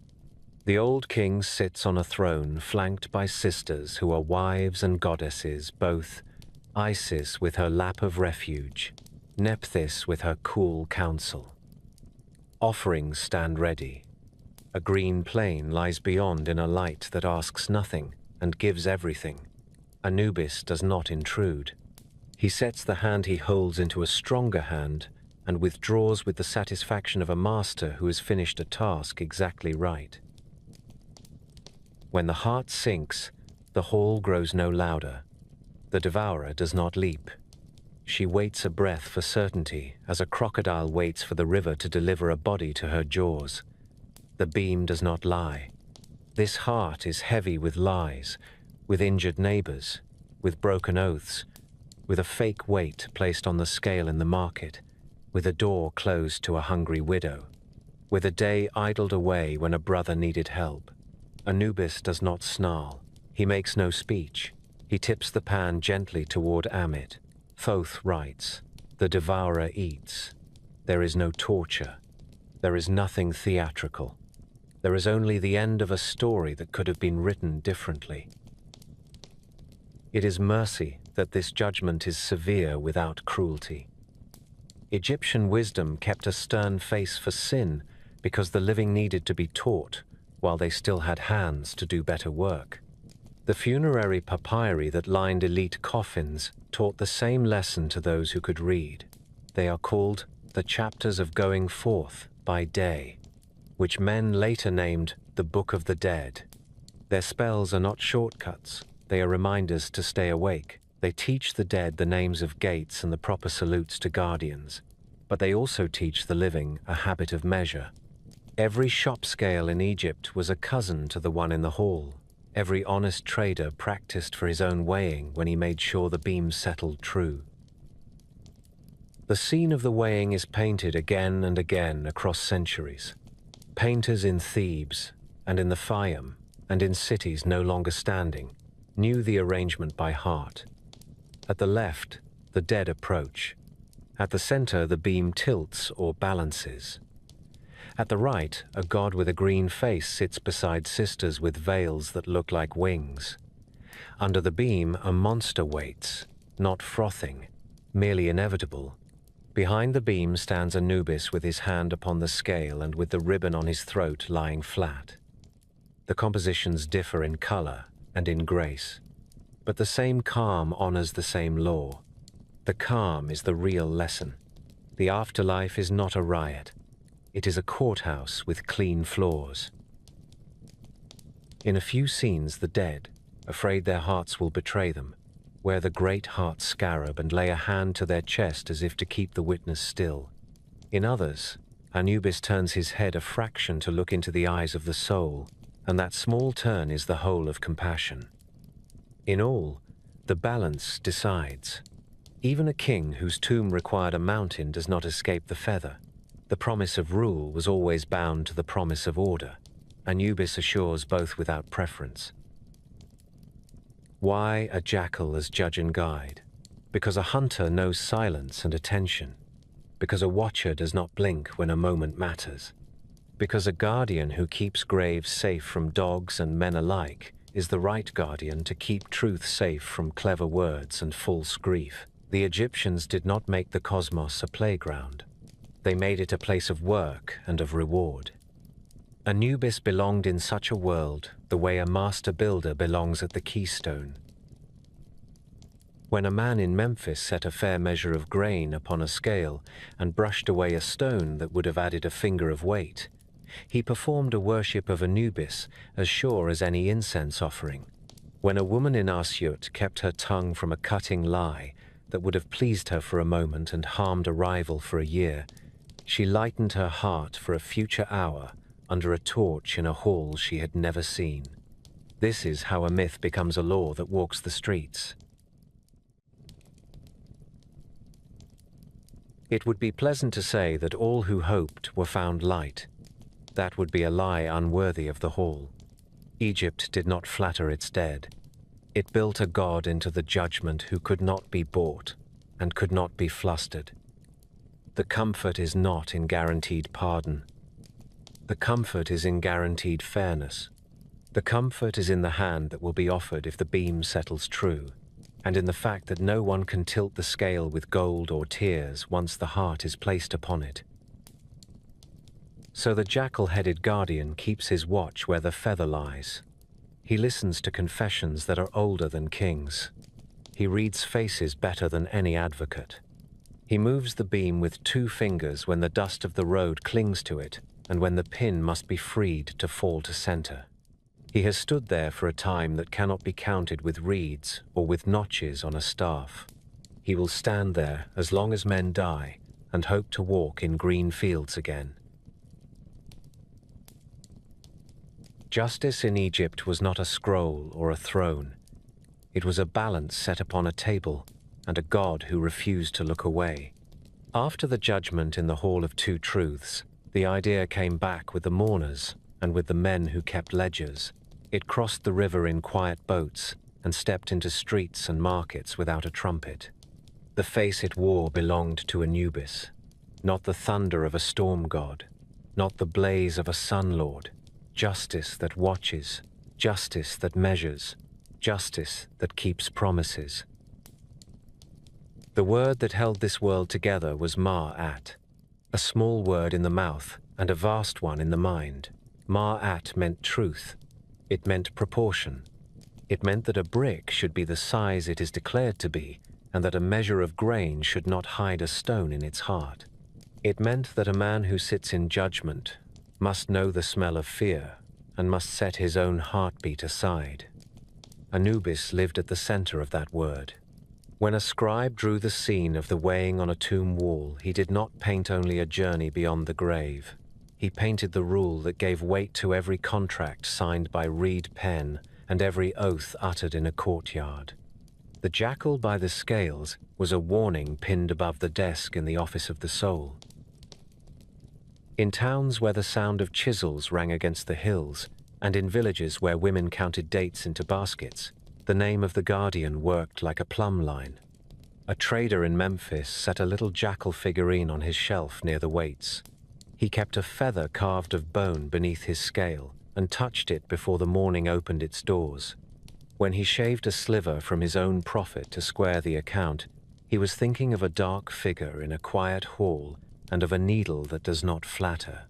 A tax collector who feared Anubis more than a governor did not take the extra handful that his hand might have claimed. A foreman at Deir el-Medina who cursed and grumbled all morning still made sure every tool was counted at dusk, and when he initialed a tally, he breathed the name of the one who reads deeper than ink. The courts learned the same lesson. In trial records written by weary clerks who dipped their pens too fast, the wrongs are named with sharp care: breaking a seal, swapping a good jar for a thin one, false witness in the presence of the gods. When the scribe writes the last charge, he gives the letters space. They swore falsely by Anubis. For a thief, it was one more line filled with trouble. For the judge, it was the line that turned the stomach. A man who will lie with the jackal listening will lie to anyone. Punishments followed. Quarry work until the hands split. Beatings. Banishment. The law cut in its clumsy way. Over and above it stood the promise that the careful god will weigh again without haste in a hall where bribes do not reach. This guardianship did not sit only on benches and in stalls. It sat in the heart. Philosophers of Egypt preferred work to talk. They wrote their ethics into tasks. When a potter kept his clay damp and covered against the sun, when a mason wetted a stone to see the grain more truly, when a midwife kept silence about a paternity that would have broken a family, these were offerings to Anubis as surely as any cone of incense. The gods are not blinded by ceremony. They see the man who returns a lost ring and the woman who admits a mistake, while the error can still be mended. They see the apprentice who adds a fig to a widow's measure because her hands shook when she counted. A heart becomes light through such small acts, like linen laid strip by strip until a body is whole. Priests taught this with a patience that outlasted dynasties. In chapels smelling of oil and rushlight, they lifted the little images and reminded the living that the judge of the scales had a long memory. They taught children to speak the names of the assessors, not to frighten them, but to give them a map of conscience. They taught apprentices in the embalming house that hands which do holy work must be clean when no one is watching. They said that the God who keeps the tomb keeps the truth also. A boy who grew with those lessons looked up at the jackal on a lintel and felt the same calm he felt when a good master stood in a workshop doorway and watched in silence. The presence of a careful witness makes people straighten without being told. The idea crossed borders. Greeks who came to Egypt laughed at animal heads on godly shoulders in the morning and made offerings at noon. Even they felt the sober comfort of a measure that no advocate can argue away. In their schools, they swore odds and ends of oaths by many curious powers. In conversation, they took to saying by the dog of Egypt when they wished a truth to carry weight. They meant Anubis, even if they could not shape his old name on Greek tongues. Traders from the islands carried home small bronze jackals to set above their private ledgers. There are Roman tales of processions where a black-faced guardian marches among the masks and music, and for once, the crowd lowers its noise. Nothing subdues a festival like the thought of judgment that is exact and fair. The papyri we call the chapters of Going Forth by Day were manuals for the dead. They were pocket maps of the underworld and guides to the words that open gates. They were also civic books. The pages where Anubis stands at the scale taught the living a civic habit that kept storehouses honest and quarries safer than they might have been. In the negative confession, a man says, "I have not withheld milk from the mouths of children." He says, "I have not fouled the river with waste." He says, "I have not taken the hides of the temple herd for my own sandals." Those are acts of this side of the river. The god of the other side examined them closely. There is an icon I have seen again and again in quiet rooms. Anubis bends toward a scale. His fingers are on the beam. Behind him a scribe writes. Before him a soul waits and tries not to swallow too loudly. There is no panic in the faces. There is no malice. The power of the scene lies in its refusal to hurry and in its refusal to be swayed by decoration. The dead wear necklaces heavy enough to tax a neck. The feather is a single plume that a child could lift with 2 fingers. The god is not large. He is proportionate. The lesson is elegant. Justice needs no drama. Justice needs hands that know where to rest. In the marketplaces, the lesson meant that a buyer could bring a small weight from home without insult. It meant a seller could correct an error aloud without shame. In the household, it meant a father who lost his temper could go to his daughter and say, "I was wrong to speak as I did, and mean it." In the guardhouse, it meant the captain who grew angry at a drunk did not beat him to make a show for his men, but wrote the charge and set the watch and went home to his bread. The shadow of a jackal over the door improved everyone's manners. There were men who believed they could game even this. They carried heart scarabs with pleas written on them and lived like thieves with prayers on their chests. The god has seen this too many times to be impressed. He permits such spells because even a coward may grow brave in his last hour and step to the beam naked of excuse. He permits them because sometimes a person has been too hard on himself for too long and needs a mercy that speaks to a frightened conscience. He has never permitted lies to weigh less than they weigh. The beam tells on the soul. It is better to adjust your dealings while you breathe than to argue poetry with a device of bronze. If you wish to see his justice alive in the world of the living, go to the West Bank at evening. Watch a patrolman stop at a doorway and touch the lintel with 2 fingers as if greeting a host. He is greeting the unseen warden. Then go to a market in mourning and find the clerk whose ink is always a little smudged because he keeps checking his sums with a care that costs him time. Ask why he is so slow, and he will laugh softly and say that a man should not invite embarrassment in the next world over a few grains of barley. Look at the small stele where a family spent a month of spare hours to hire a carver to inscribe a prayer, an offering which the king gives and which Anubis gives. The grammar is awkward if you think like a modern scribe. It is perfect if you have ever buried someone you love. You need both the far power and the near guardian. You need the law above and the law at the door. This is why the jackal endures in the mind when other gods blur with time. He does not flatter. He does not strike a pose. He works. He weighs. He keeps his night watch on the ridge, and then he comes inside and reads a heart like a craftsman reading grain. He is the god a mason respects, and a widow thanks, and a judge fears enough to sit straighter. He is the god a child can understand when she places a bread crust on a tomb ledge and whispers a promise to try to be kind tomorrow. He is the god who makes fear useful and turns it into attention and then into peace. The place of embalming sits where the city gives way to quiet, close to the lip of the western desert where wind carries the taste of salt and chalk. The walls are mud brick cooled by shade and by jars of water set in niches to sweat in the heat. Inside the air carries layers of scent that do not quarrel with one another. Pine resin like a forest in the mind. Cedar like a shipwright's yard. Myrrh sweet and slow. Palm wine sharp as a clean blade. Natron settles in pale drifts along the floor where the sweepers never quite erase yesterday. Lamps hang from pegs and their flames stand straight, because this is a room that takes even fire in hand.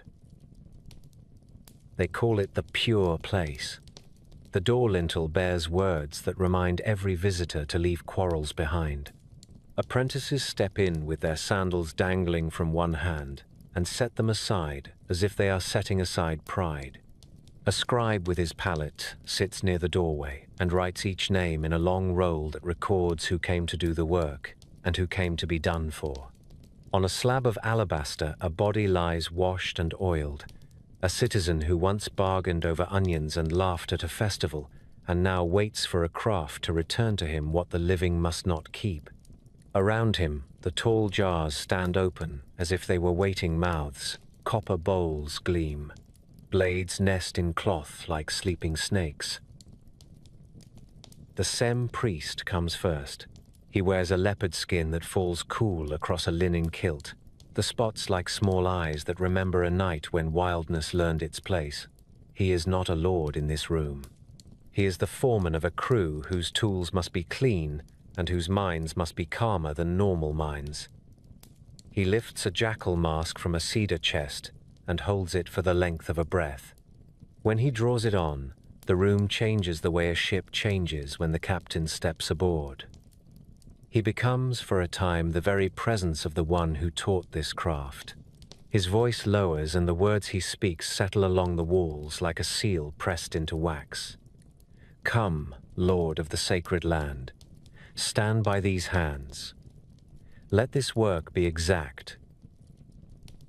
Near him, the lector priest murmurs the chapters that guide the living and the dead alike. He does not chant for thunder. He chants to number the steps. The body is washed for purity with water and with wine that stings the air and carries away the breath of the market. The chest is opened by a cut that is clean and spare. No gesture is wasted because waste would be an insult. What must come out, comes out. And each organ is lifted with a care that a mother might show to a sleeping child. They are rinsed and dried and wrapped in linen that crackles, because it is stiff with good resin. The jars that receive them carry lids shaped as guardians. The man-faced keeper of the liver, the baboon-faced keeper of the lungs, the falcon-faced keeper of the intestines, the jackal-faced keeper of the stomach. Their proper names are spoken to settle the guardians at their posts. The heart remains where it belongs because it has a later appointment with a feather and with a god who watches. Natron does its slow, skilled work. The body is laid upon a bed of salt that is older than history and wiser than any physician. 70 days become a count that families whisper in their houses while they wait for news. The workshop breathes around the quiet patient. Resins simmer and cool. Linen is torn into bands with a steady rhythm. The scribe dips and writes. Children pass the doorway on small errands and glance in with the grave curiosity that grows in a land where death is not a stranger. At intervals, the priests return to test the body with a press of the finger, a craftsman's check that has nothing of morbid fascination in it. When the pinch refuses to yield, the next stage is ready. The wrapping is music. 2 men hold a band of linen taut while a third guides it under and over, so smooth that the sheet seems to move of its own will. Amulets enter the work like quiet guests. A dyad pillar for spine and steadiness, a scarab for the courage to speak true words, a knot of the goddess to bind the protection of motherhood around a fragile place, an eye to watch the road ahead. Each is placed with a prayer that fits it as a sheath fits a blade. Resin binds the layers and makes of the person a single whole again. With every turn of the bandage, the figure becomes less a body and more a promise.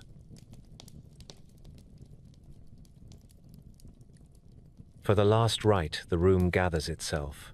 The Sem-priest stands with the adze that opens, senses that grief has closed. He touches the lips because words must go forth again. He touches the eyes because sight must return. He touches the ears because names must be heard in a garden that is greener than any field by the Nile. The lector priest speaks the words that call the doors by their names, and they open like polite hosts. The jackal mask looks down at the face, and there is in that gaze the steady pride of a master who has taught his trade well. The moment is not spectacle. It is simple as a first breath. While the sacred work proceeds, the world keeps pace outside. At Memphis, the house of Anubis watches over the craft as a guild watches over a trade. Fees are posted, and contracts are recited aloud. A family can choose rich cedar or simple native woods. They can choose a gilded face or a painted one. They can choose a long service with many amulets or a short service with the essentials done well. The priests make no faces at the poor. A decent burial is a charter of faith and of public order. A small jackal upon a little chest will guard as seriously as a larger image on a shrine fit for a prince, as long as the words are spoken and the hands are honest. The apprentices learn by standing close and by keeping still. One wraps and unwraps a practice limb for weeks until the corners align without thought. Another grinds natron and records weights until the sums come as quick as breath. A third learns to cut only what must be cut, and to set a knife down flat when it is done. Jokes are told in the corners, because this is human work and not a tale of grim statues. But when a name is spoken at the door and a family takes 3 steps in and stops, the jokes vanish as quickly as flavors vanish in a draught of strong wine. A person loved has come to be made whole. The room knows what that means. There is a code that is not written on papyrus yet, is known as surely as any law. Do not rush, do not boast, do not handle the dead with anything less than affection. Wash your hands after anger and before work. Speak little during the rites, and speak clearly when a word is needed. Put tools back in their places because order is a second prayer. If you are tired, admit it and ask another to take your place, because pride stains bandages worse than resin stains linen. The young men learn this and carry it into other rooms of life. A nation profits whenever a guild teaches patience. On festival days, the same hands that divided resin and counted linen lift images of the jackal lord and carry them through streets that smell of bread and sweat and river wind. The people throw flower heads like small suns. The priests in spotted skins move with the gravity of men who know that every step in public adds weight to their steps in the pure place. An old woman who has no coin to spare raises both hands as the image goes by and says, "Only watch. The word is enough. It is the whole covenant. We will do our part. You do yours." While royal embalments could fill halls with gold and lure thieves from 3 provinces, ordinary burials kept the meaning honest. A merchant who owned 6 donkeys and 3 good cloaks could pay for resin that would keep his fragrance even in winter. A potter might bargain for a painted coffin whose white ground made a virtue of simplicity. A soldier might lie in the workshop with scars that told a short history of uprisings put down and border roads walked too far. Each came to the slab, equal in nakedness. Each received the same words at the last when the adze touched lip and eye and ear. The difference between rich and poor in this place was a matter of ornaments, not of attention. The house of Anubis taught another lesson the city did not forget. Work for the dead sustains the living. Carpenters, weavers, perfumers, quarrymen, scribes, jar makers, carvers of gods, singers of laments, all found place in the chain that begins when someone stops breathing. The economy of care is a steady river. It keeps skill alive when drought thins the fields. It keeps justice present when men are tempted to steal because hunger has a loud voice. If a thief thinks twice because a black jackal will hear him, a jar of oil is spared, and a craftsman eats. The god who guards tombs also guards wages. Now and then the workshop receives a traveler who does not belong to any house, a stranger wrapped in the charity of a neighborhood, a child who has outlived both parents and bears no seal of a clan. The priests do not haggle at such times. They set hands to the task with a special quiet. The scribe writes the placeholder that keeps every name from being lost. A small amulet is fetched from a chest kept for just this need. Kebeched, the daughter who brings water, is invoked with more tenderness than usual, and a libation is poured until the cup is light. In those hours, the room feels like a family that the city can borrow when the city falls short. When at last the wrapping is complete and the painted mask is set in place and the cords are tied on the shrine chest, the workshop passes from craft to ceremony. The sledge is brought. The little jackal is fixed to its prow with a leather thong. The family stands close enough to touch, but not so close as to jostle the order. The Sem priest lifts his mask for a moment to show his face, because the living must see that all this is done by men as well as by gods. Then he lowers it again, and the procession steps into the light, while the lector priest's voice changes from the measured speech of the room to the fuller cadence that loves the open air. The road to the tomb begins. The house behind them settles its tools and its scents and its quiet, and waits for the next name. Egypt gave its greatest temples to the sun on the eastern bank, but the west kept a quieter network of houses and shrines where Anubis was master. They stood near necropolises and at the thresholds of holy deserts. Their courtyards were white with powdered limestone, and their door lintels were darkened by the touch of many hands that asked protection without ceremony. Priests in spotted skins moved through these places with steady steps, not as princes but as attendants who had learned that greatness hides itself in careful work. The Greeks who walked the Nile and took notes called one such place Sinopolis, the city of dogs. The name is a tidy translation of a truth the villagers already knew. There, the god was felt in the very breath of the streets. You could hear him in the dusk chorus of stray dogs that made the alleys sing as the first stars came on. You could see him in the small altars, where a black jackal watched from a painted roof, while a pottery bowl steamed with a little stew and a little beer set aside for the warden of the ridge. Sinopolis was not rich like Heliopolis with its high pylons or like Thebes with its grand courts. It was faithful. That counts for more in the last measure. Across the land, near great cemeteries, the god's presence gathered in peculiar forms. The people kept living dogs and jackals with a gentleness that surprises those who have not read the old ways closely. They fed them as one feeds parishioners, with scraps and with bowls set at corners that soon became shrines of their own. When one of these animals died, the priests laid it out with as much respect as a commoner's father might receive. They wrapped it in linen that remembered the great art in smaller stripes, and set it in clay or wooden coffins, shaped to a narrow muzzle and pointed ears. Then they lowered it into galleries that run like cool rivers beneath the necropolis, corridors crowded with rows of votive mummies. Each small shape was a petition made solid. Each bundle meant a prayer had been spoken in a low voice and paid for with a coin that represented a day's bread. In torchlight, those catacombs looked like a storehouse of faith, long walls of sleep entrusted to the same guardian who watches princes. In the houses of Anubis, the god's image was not always grand.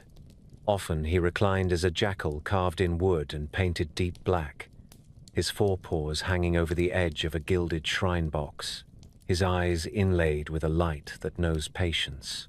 The carpenter rubbed the surface until it held the soft sheen of riverstone wet at dawn. A ribbon hung from the throat to show office. A small cushion raised the chest to a dignified incline. The statue was not large, but it commanded the room the way a good captain commands a ship without raising his voice. People brought him bowls of grain and cuts of bread that steamed in the morning chill. They poured beer that smelled of barley and yeast. They burned kifi and cedar and watched the smoke climb with the hopeful certainty of a man who has tied a good knot. Offerings were not bribes, they were conversation. A family came with a little stew and a string of garlic, and said, "Keep the watch tonight for our mother." A mason came with a jar of clear water, and said, "Let my hand be steady when I cut the names." A widow came with a fig and a promise to speak her husband's name aloud every week. The fig set down with both palms as if it were a jewel. The priests took a share as was proper, and the rest went to the poor or to the animals who wandered as symbols and as citizens. In the books, the offerings read like inventories. In the courtyards, they felt like love letters written with the grammar of a kitchen. There were processions as well, quieter than the parades of solar gods, but certain in their step. On chosen days, the image of Anubis rode upon a low shrine, carried by men whose arms did not shake. The spotted skins swung in a slow rhythm. Children ran ahead to sprinkle water on the dust. Women cast flower heads that burst like small suns against the black lacquer. A lector priest walked at the side and spoke blessings that named streets and families. At corners where thieves were known to talk shop, the bearers paused and turned the jackal toward the alley mouth. The message needed no words. Shops barred their shutters with the crisp sound of men who understood the point. Anput, who is the mirror of the jackal lord and the quiet hand at a bier, stood in her own corners of these houses. She received soft offerings, small combs of beeswax and baskets of linen scraps for swaddling and mourning. People asked her to soothe the new dead and to steady the living who had been left with rooms that suddenly felt too large. In the same courts, a slender serpent goddess wound along the basins of ablutions. This was Kebeshet, the daughter who brings cool water. Embalmers called her name when they poured libations over linen and when they rinsed resin from their fingers. Mourners called her when the summer heat sat like a weight on a courtyard and grief made the tongue thick. They asked her to ease the thirst of the dead and the living both. The little altars to Kebeshet were simple. A cup, a sprig of fresh palm, a painted curl of water that looks like music. Not every town could afford a house with columns and a treasury, but even villages along low desert had their jackal stone. A knee-high stele with a quick chisel sketch of the god reclining upon a roof was enough.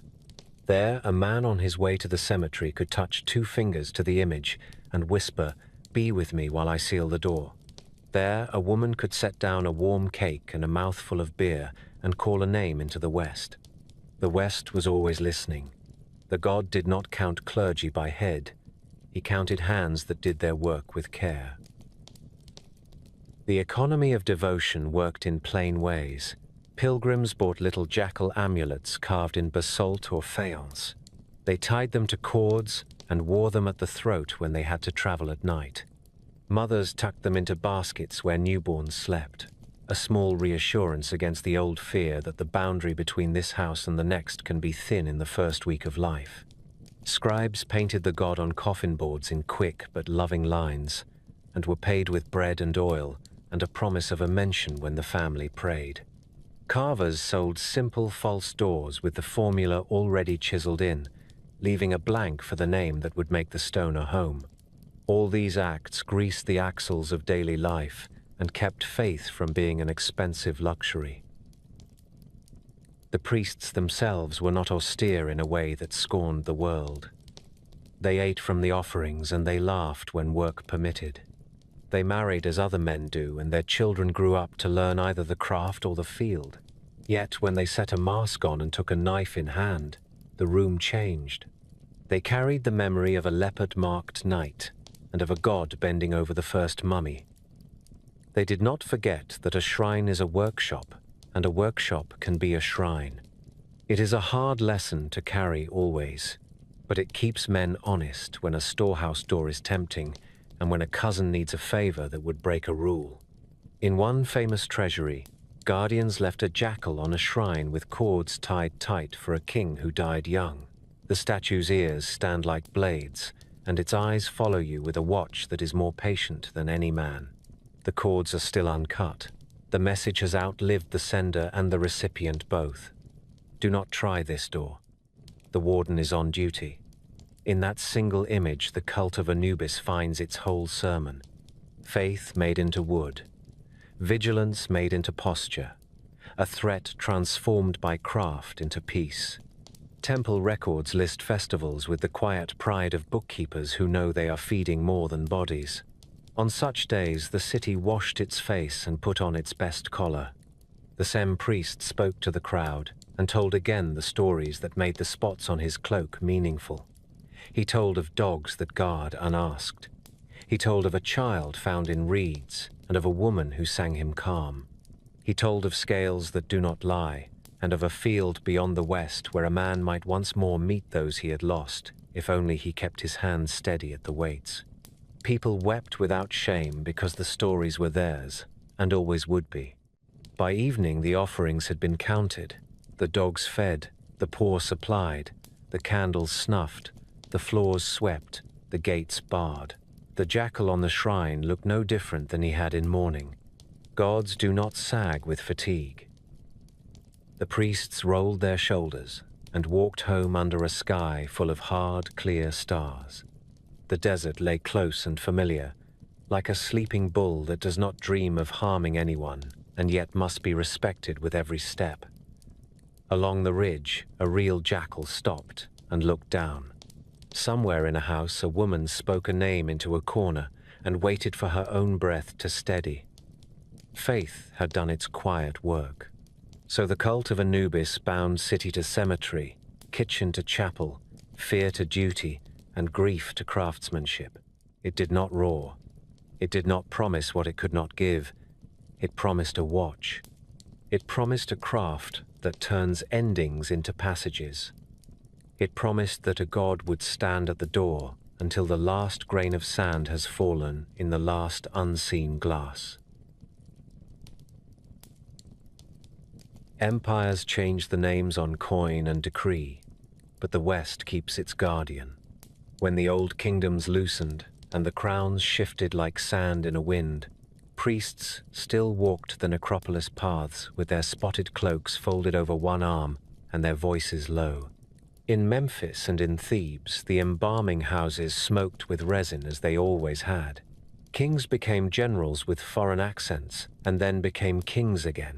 The Nile rose and fell on schedule more faithfully than ministries. In courtyards where a jackal watched from a shrine roof, offerings continued to steam in the morning and to cool by noon. A god who earns his place by keeping the dead at peace does not lose office when borders redraw themselves on maps. The Greeks came in ships that flashed like fish and in lines of men who marched as if their sandals counted the earth. They looked upon the temples and felt both delight and caution. A people who loved reason stood in shadows filled with old smoke and listened to stories that had survived longer than their own cities. Some laughed at animal heads on godly shoulders by daylight and then went home and swore by the dog of Egypt when they needed their words to carry weight. In the markets, the phrase passed from mouth to mouth, half jest and half prayer. They meant Anubis even if their tongues shaped the syllables with a foreign slant. Under the new dynasties that grew from Macedon's long spear, Egypt learned to speak two languages at once. In stone, the builders kept carving as their grandfathers had. In the courts and in the ports, the talk moved in Greek. The gods learned to wear new garments without giving up their old ones. Anubis did not need to change his work. He changed his company. In the bright age of Alexandria, the learned set Egyptian guardians beside Greek messengers and saw correspondences bloom. Hermes guided souls in Greek thought. Anubis guided souls in Egyptian rites. The two were introduced as if at a banquet where clever hosts seat kindred spirits together. A new figure walked the painted walls and the amulet stalls. Hermanubis, jackal-headed and bearing the caduceus. Jackal-headed and wing-shod, a union not of confusion but of recognition. Two tasks, one duty. The synagogues of wisdom in that sea city loved to catalogue such harmonies. Philosophers debated the nature of the soul as if it were a fine metal to be weighed.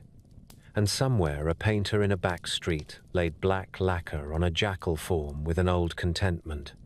Processions clattered along colonnades where the scent of incense rose and the sound of Greek hymns braided with Egyptian drums. At festivals for Isis, the ship of the goddess rode on shoulders through the bobbing crowd, and among the masks a black face appeared with long ears and calm eyes. The presence of the jackal steadied the spectacle. Even a city built for astonishment keeps a place for order. In the Fayum, where the lake gathers light like a jewel set in brown earth, the dead began to carry their faces into eternity on boards of limewood painted with care. The portraits look out with eyes that have seen both Homer and the Book of Going Forth by day. Among the wreaths and the gold leaf, among the Greek notes of fashion and the Roman taste for precision, a small jackal still appears on coffin chests and in margins of paint. The old guarantee signs its name quietly. A family that has learned Greek letters well enough to write a child's epitaph also keeps a faience amulet of a black guardian tied under the wrappings, where no scholar will see it until centuries have passed and a museum light finds the glaze. The law carried the god into new rooms. Roman officials loved contracts even more than Egyptians did, but here the contracts also carried a memory of a hall where a heart lies beside a feather. Judges who wore the purple fringe heard cases of theft from tombs with a severity that owed as much to custom as to edict.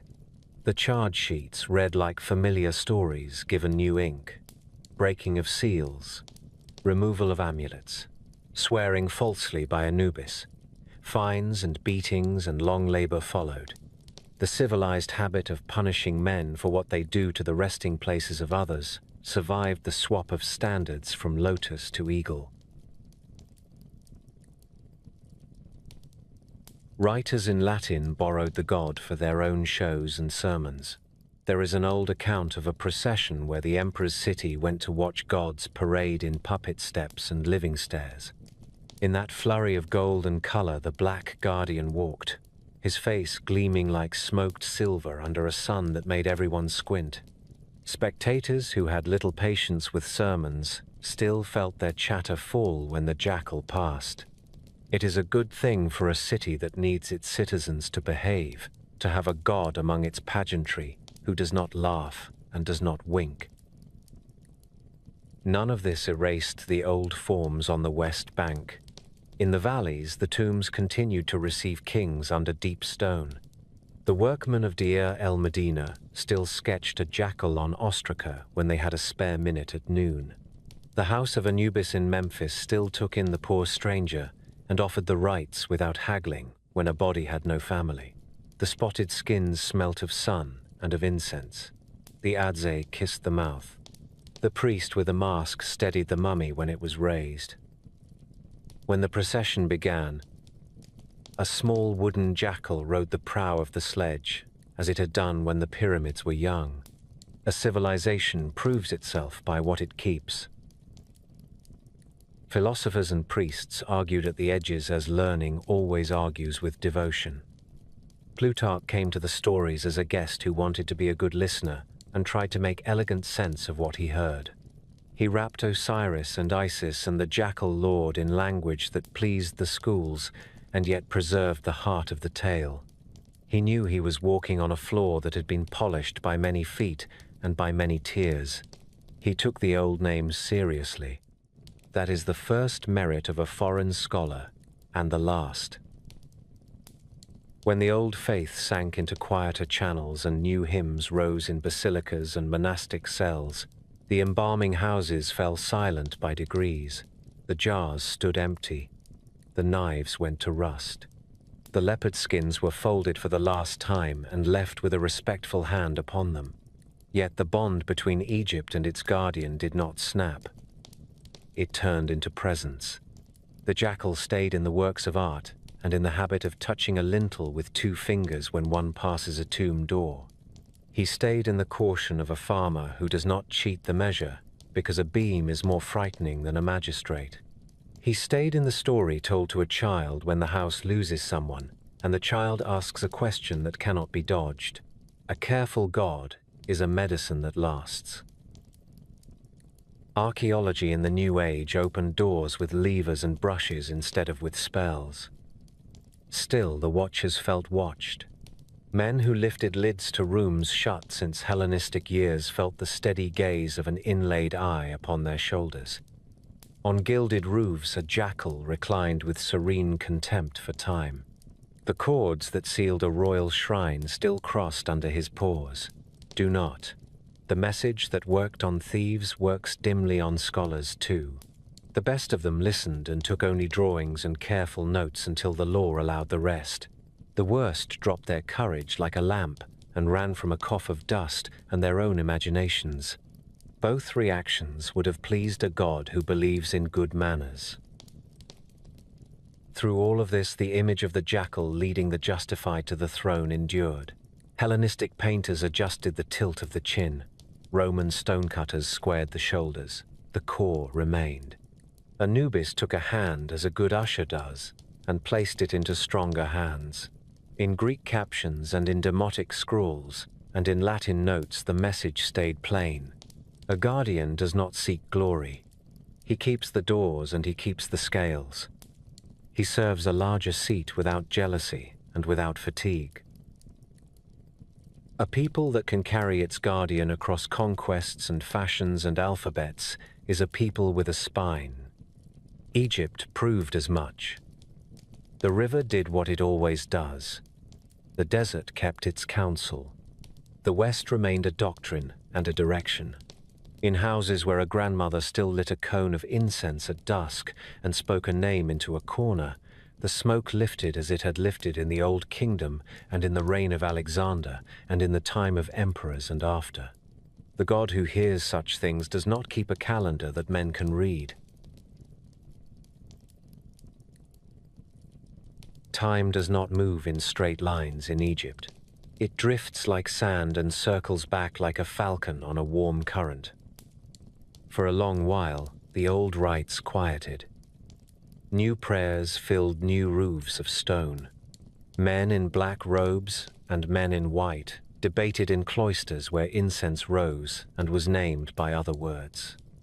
Yet in the West, the vigilance did not end. A guardian does not need a choir.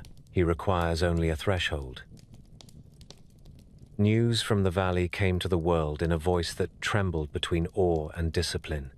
A buried door had yielded. Steps descended into dust that no one had breathed for 3,000 years. Candles burned like obedient stars. The first chamber was crowded with gold and wood that had learned to shine like gold. Beyond a second sealed door stood a shrine all cords and warnings, and upon its sloping roof a jackal waited as if he had been asked to hold his breath for a long count, and had done so without complaint.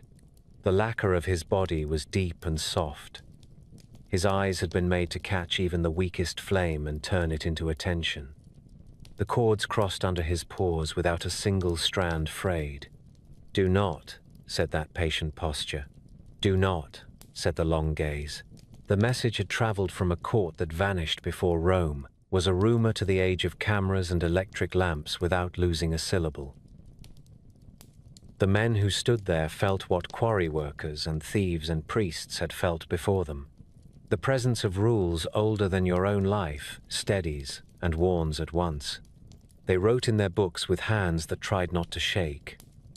They cut the cords only when the law allowed, and then with more ceremony than many thrones have seen. The world looked on from far away and learned something it had once known and then forgot. Faith is not noise. It is a watchman at a door and an agreement not to be broken in haste. After that opening came many. The desert gave up its corridors like a miser who has decided to write a will. In each, the old order spoke. On magical bricks buried in floors, a quick little jackal raised his head as if to sniff an intruder. On coffin lids, his profile watched the names arranged in careful rows. On the backs of heart scarabs, the plea was still there, in short lines that begin with, "O my heart, do not act against me in the presence of the balance." Museum rooms filled with this quiet. Under glass, faces dark and still lay in fine linen. Beside them, small amulets waited with their tasks unspoiled by centuries. Visitors slowed without knowing why. A hush fell that was not commanded. The god was not present as a statue only. He was present as a habit of attention that moved from object to object, like a patrol. The scholars made arguments, as scholars must. They quarreled over parents and dates and the boundaries between one jackal god and another in the earliest banners. They measured pigments and traced trade routes hinted at by resins in cloth. They moved in the circles of the careful and put footnotes under everything that would hold still for it. Amid their debates, the figure of the guardian kept his poise.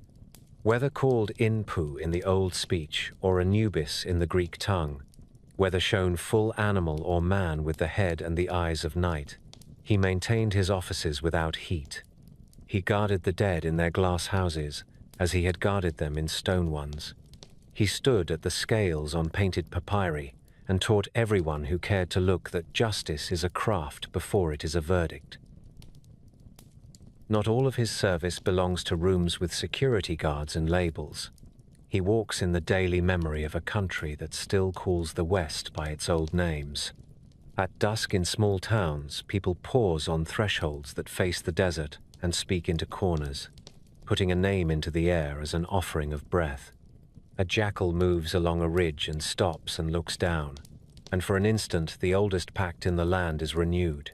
"Keep them," says a grandmother to no one a stranger could see. "Keep them," answers the ridge with silence that does not feel empty. The cult that once mummified whole packs of dogs left a different legacy for a different world. The dog that sleeps in the shade of a workyard in Cairo, ribs showing and ears tattered, receives a crust and a slow hand on his head. It is not worship, it is recollection. Somewhere beneath the name of a saint and the name of the prophet lies a layer of older memory that says, the four-legged guardian deserves courtesy for ancient reasons. This is how civilizations endure. They hide what they must and keep what they cannot afford to lose in the simple acts of ordinary days. Writers and painters and makers of fictions have tried their hands at him as well. They put him on screens and on book covers and in tales meant to frighten or to comfort. Sometimes they dress him in armor and send him into battles that would have puzzled his earliest priests. Sometimes they make him a stern king of the dead and forget that he has always worked best as a perfect servant. Even then, the core glints through the costume. Long ears like blades. A gaze fixed on the exact place a gaze should be. One hand upon a scale. One steadying touch upon a coffin. The essential pose survives even the loudest modern retellings like a melody heard under drums. The finest lesson he carries into the present is not a spell or a charm, it is a standard of conduct. The idea that the world is held together by measured acts performed with respect has never been more needed than in cities that forget their dead as soon as the backhoe fills the trench. The god reminds without preaching. Leave the workroom in order. Seal the door and do not return at night. Touch the lintel when you pass a grave. Do not take what was given for eternity and spend it on an afternoon. Keep your scale clean. Let the beam find center. Help the widowed. Admit the truth before you are forced to. If you do these things, the last hallway will not terrify you. There is a last image that returns to me whenever I think of the Jackal Lord in the age of airplanes and electric bells. A museum room after closing. The guard has made his rounds. The lights have been lowered until the cases hold only a ghost of their day. Out in the street, a bus coughs and goes. Within, a black shape reclines upon a shrine. The gloss on his back gathers one thread of light from a door not quite shut. He does not sleep. Gods do not sleep at their posts. Somewhere far from that room, people are burying their dead with different prayers and different tools. Somewhere near it, a stray dog noses a paper cup and trots away into its own business. Between those two worlds, the old watcher keeps the middle. He makes a broken world feel slightly less so. In the end, Anubis stands as the answer to a question every people asks. What keeps the dark from being disorder? Egypt replied with a craftsman in black who minds the doors and the weights. He began as a fear turned into a prayer. He endured as a trade turned into a sacrament. He walks still as a presence turned into a habit of fairness. He has held that office longer than any king, and he will hold it until stars choose to forget their paths. In the long record of men speaking to what frightens them, the jackal who watches is among the clearest and the most faithful voices. He promises nothing he cannot keep. He keeps more than he promises.